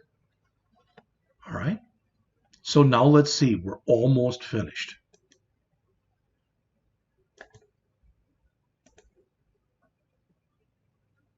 So we can now go here and show us all our products. We can click on a product and get the information about that product. But we've got no way to get back to home other than clicking the home button, which is okay. But what if we put a button down at the end of this, all right, that says home and allows us to go home, all right? And let's put another button like that down here where we'll be able to go home as well. It's the same code in both of them. So I'll write it in one and copy it to the other one. Let's write it right here. So after the table, again, we'll make it an anchor tag. And we will use some tag helpers. So ASP controller equals home. It's where we want to go is the home controller. ASP action equals index, because we want the index to run. We'll say class equal BTN. Let's make it primary, so it's blue. BTN dash primary. And we'll just put home in there. Just home. Okay? Home. All right, and I'm going to copy these two lines. And I'm going to put them also in our list down at the bottom here. Like, whoopsies, sorry. Try that again.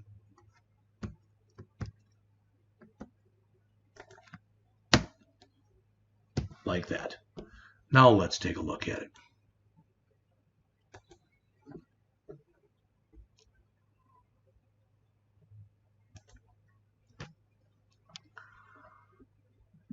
So we now can click show all products, and if we go down to the bottom, there's home. I thought I made it a button, but I guess I didn't. But can we go home? Yes. And can we show all products and view that product? And there's home. Somehow I screwed that up. I want to make those buttons because that looks better in my opinion. Class equal BTN primary. So what am I missing here? ASP controller equal home. ASP action equals index. There's a hyphen in there. There should be no hyphen. And if I've got it there, I've got it in the other one too. So yes, I do. Let's do a file, save all, and see if these have changed now to buttons. Blue buttons. So here's our show all products. There's our button. Go home, and we're home. Show all products. Let's go to a particular one. There's the soccer ball. We will eventually have a picture in here. And again, we can go home. All right. So we've done a lot in a couple hours. Okay. Let's do one last thing in here. All right. Because we didn't talk about a couple of the files that are in here. We have come in here and we talked about what's in www root. We talked about controllers. We talked about models. We talked about views, but we didn't talk about these last two files in here. The first one that's in here is appsettings.json. We're not going to touch that file in this program, but in future programs, what we are going to end up doing in future programs is we're going to put down here, we are going to add a little bit of code down here that's going to set the connection string up to our database. Since we're not using a quote real unquote database here, we don't have to do that. So that's what we're mainly going to be doing in our appsettings.json file. Then there's the program.cs file. This says it's an MVC program because we're using controllers and views. All right. This, as it says, configure the HTTP request pipeline. We don't need all this stuff. We can leave it. It doesn't hurt anything. But what I'm going to do is I'm going to comment this out and show you with what we're doing. We're going to replace that with just one line. And that will be app.useDeveloper exception page, like that. That does basically the same thing. It says we're going to use our own exception page. Use static files allows us to use the stuff in www.root. All right. Use routing. That's going to be more important, and we're going to look at this in a chapter coming up. This is kind of like using a switch statement where we're going to have a bunch of different patterns in here. And this one will be last all the time. In English, what this one says is by default, which means unless you're told otherwise, assume that it's the home controller and assume that it's the index action. So these are the defaults right here and here. And the question mark here means that is optional. Okay? The only other thing we really don't need in here is we're not using authorization yet. We don't until later in the book, so I can remove that. Now the program should still run, should still look exactly the same as it just did.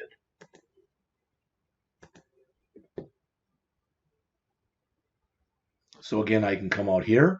I can go to About Us. All right, I can jump back to Home. I can show all my products like that. I can pick out a particular product like that. That is what we did today. Now, when I did it today earlier, it took me about an hour longer than it has right now. And I'm not exactly sure why it took so much longer if I was talking that much slower then, and I'm talking that much faster now, or what. I really and truly do not know. All right? But to finish this up then, all right, let me do a file, save all. I've already got this program. It might look a real little bit different, the colors and stuff, but if you do go out onto my GitHub repository, all right, so if I go out to github.com, all right, and remember it's called the store, all right, so there it is. It's the same project. So if you do go out to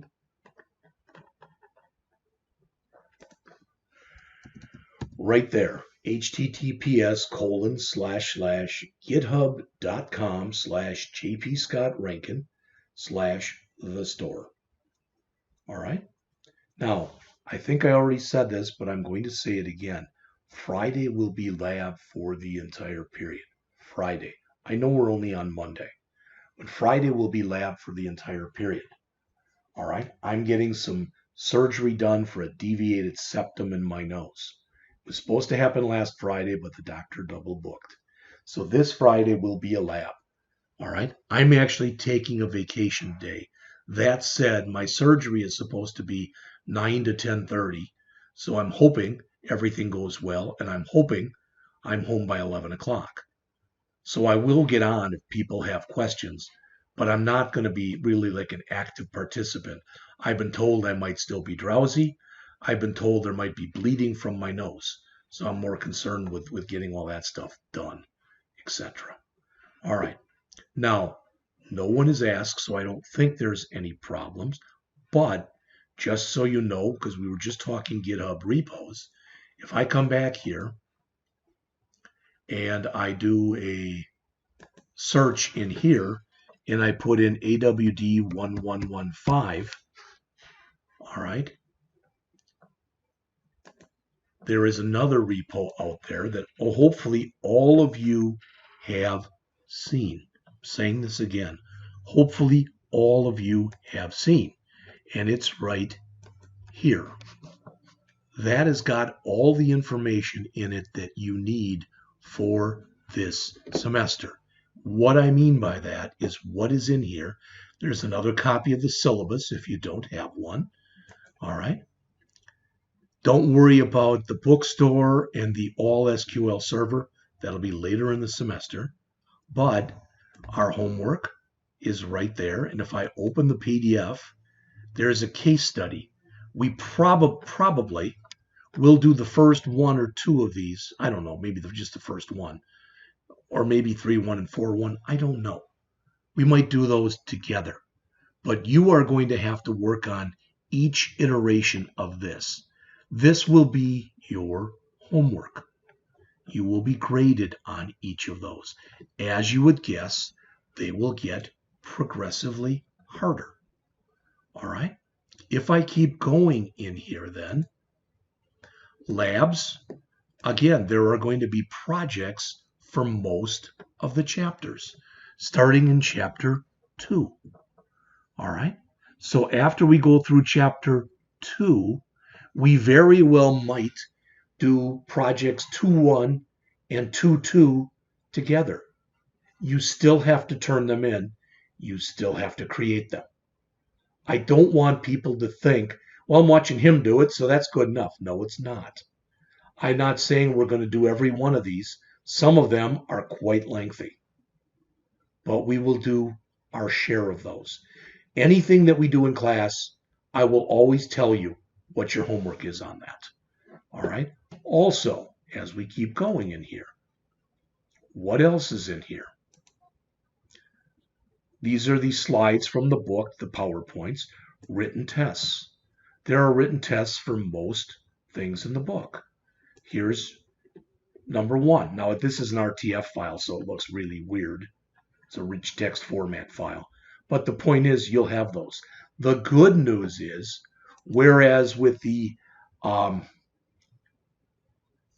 HTML class and with the JavaScript class, most of these written tests had 25 or more problems in them, and there were still pretty many in the C#. In this book, they seem to average about 7 to 15, usually around 10 questions per test. All right? So you have all this stuff. What I am planning then, what I am planning on doing tomorrow, all right, just so you know, I don't want that. I don't need that. I don't need that. Let's grab this one.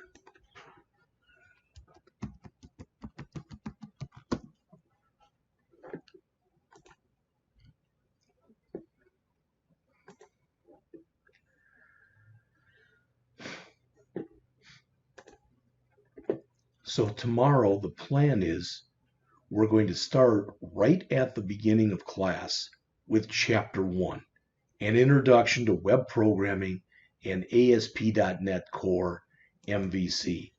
Some of the stuff that's in here, we're going to jump through quickly, like the first 12 pages. We've already talked about this. These are the exact same pictures that are in the AWD1000 HTML book. But then we'll start slowing it down where we get into the introduction to the MVC pattern. Much of what you look at tomorrow in this part of it, you'll go, we already talked about that. Yes, we did. Repetition can be a very, very good thing. So we will talk about all that. Then we will get our introduction to ASP.NET Core MVC. What I decided to do was rather than lecture on this today in day one, I have decided that instead of doing that, what I am going to do is do a project with you, and that's what we did today.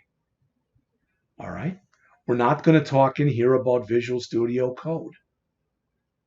All right? But we'll look at all of the stuff that's in here. Once we get to that point, and I imagine that'll take probably an hour or so, I don't know.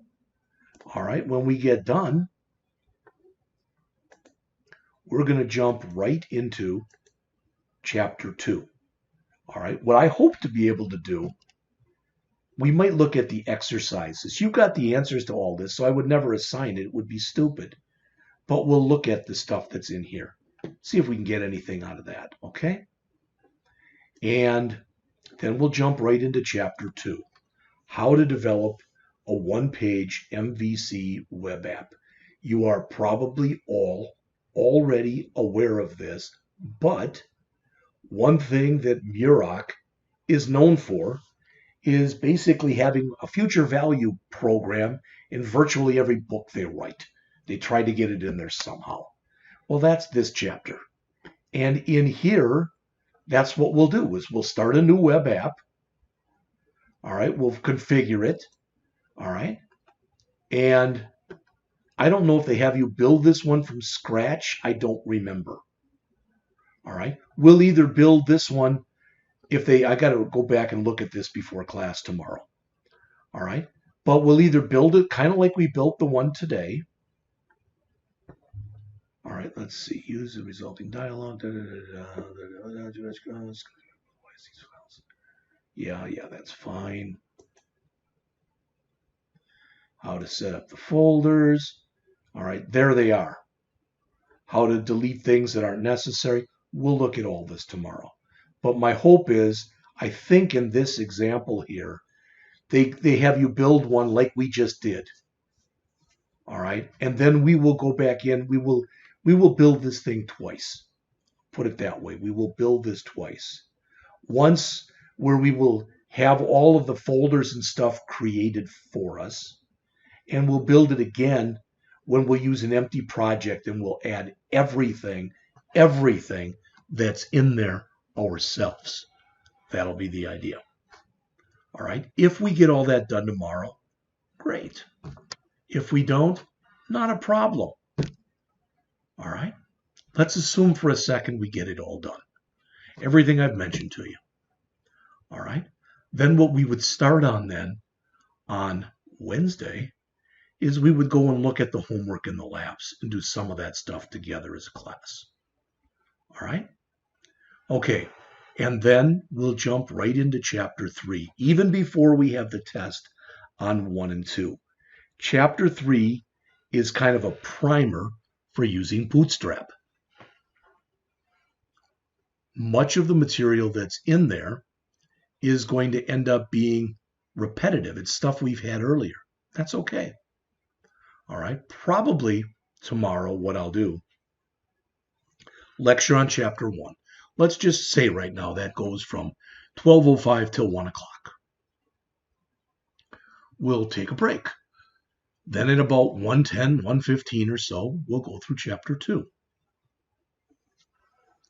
And everything that they say in this chapter, all right, everything. In fact, before we even go into chapter 2, again, we might look at the end of chapter stuff for chapter 1. All right, that was in here. Wherever that is. All right, then we'll go into chapter 2. And we'll do the same thing. We'll follow everything they say in here. All right. And boom, we'll build this future value project. Just so you see it, it's up a few pages. I don't know where it is, but we'll find it.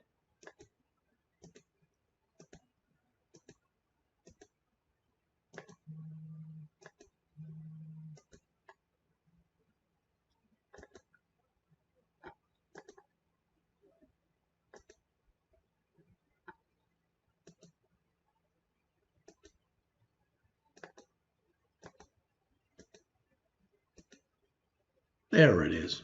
So that's what we're going to build. Now, it's different than what we looked at today, What we looked at today is more database-like, but it's not full CRUD, of course. It's just the read part of CRUD. We will eventually build full CRUD apps. This one is actually going to have a form, as you see there. It's going to allow you to put in a monthly investment, a yearly interest rate, a number of years. In addition to that, when you click calculate, it'll figure out the future value for you. We could make that a button if we want to. It's no biggie. But in addition to all that,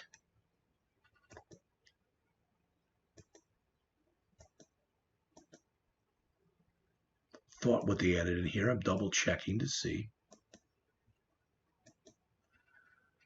Is we're going to do some input validation. So, show you what that looks like. Come on, where are you? I know it's in here. Oh, I thought it was. Maybe it's not. There. So we'll do one of these validation summaries. We'll make it red and bold. So again, if you don't put in a monthly investment, you get that error. You put in an interest rate that's out of range, you get that error.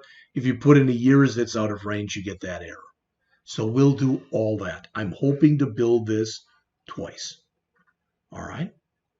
And then, like I said, we'll go through some of the end of chapter stuff for chapter 2. And we're, boom, going to jump right into chapter 3. Now, I could be mistaken here, so I want to check something quick.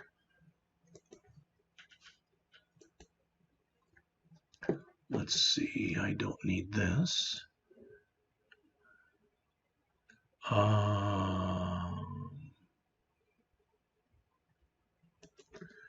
Give me a second here. Get my stuff together. So I'm going to say C:, this is where I keep my Muroc stuff.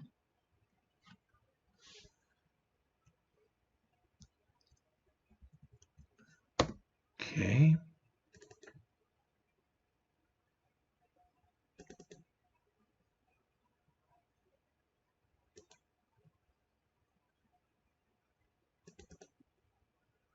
So this is the case study. There will be a case study assignment, but for this case study, it doesn't start until chapter 3. So you won't have any homework. Maybe we'll do the one for chapter 3 together by the end of the week. All right? And the other one that's in here, let me close this. Come on, close, would you? All right. And that is the student project. Maybe we'll do all 3 of these together this week. I don't know. All right? We may even, if we have time by Thursday, all right, go in and look at the tests, all right, for chapters 1, 2, and 3, the written test. Okay? As always, if you have any questions, please jpscott@rankin.edu. Now, believe it or not, I think this lecture, which is now 2 hours and 13 minutes, is probably better than the one I gave today, because the one I gave today, even though I had written the program previously, I made a mistake in it. Plus, the other thing that's different between this at 2 hours and 15 minutes and what I did this morning, or this afternoon rather, at about 3 hours and 15 minutes, is I gave 3 breaks. All right, so that's 30 to 45 minutes right there. All right, I don't think that I've missed anything. You know exactly where we're going to pick this up tomorrow. It is going to be up to you. If you want to make sure you do the best you can do in this class, you will have to go in and read the chapters ahead of time. All right? So I'm strongly suggesting, asking, pleading with you, whatever you want to say. But if you can, please, what I'm hoping to have us do by the end of this week, you move this back, is I'm hoping we can get done with chapters 1, 2, and 3. Now that's a lot of reading. It's 133 pages. But since it's a Muroc book, you know that you can immediately cut that in half because the page on the right is going to have code and other stuff in it. So it is about what, 66 pages? Start at least looking through chapter 1, chapter 2. Try doing that between tomorrow and Wednesday. By Thursday, try to look at chapter 3. All right, then next week, and I'm sorry, I'm not going to give pre-tests like I did in the C class. There's just not time. I don't have the time to do that. All right, but I will talk to you and give you some hints at what the test will be about. So you can plan on there being a test. I guess I'll just make it on chapters 1, 2, and 3. And that test will be either Tuesday of next week or Wednesday of next week. So either it will be the 5th or the 6th. Remember, there are no classes next week on Monday because of Labor Day. Okay? So with that, I'll say goodnight to you. I'll see you tomorrow. We're going to start bright and early at 12:05, going through chapter 1, then looking at the exercises at the end of the chapter, then chapter 2, which will build twice, once from scratch and once from doing it the way we did the other one. You're going to go through chapter 2 and you're going to go, well, that's what you just did yesterday. Well, yes, it is. But I decided to demo what we were doing. All right. Hopefully you found this helpful. All right. Again, it's out there. So if you had any problems, you can go and look at the repository. All right. With that, I bid you good night.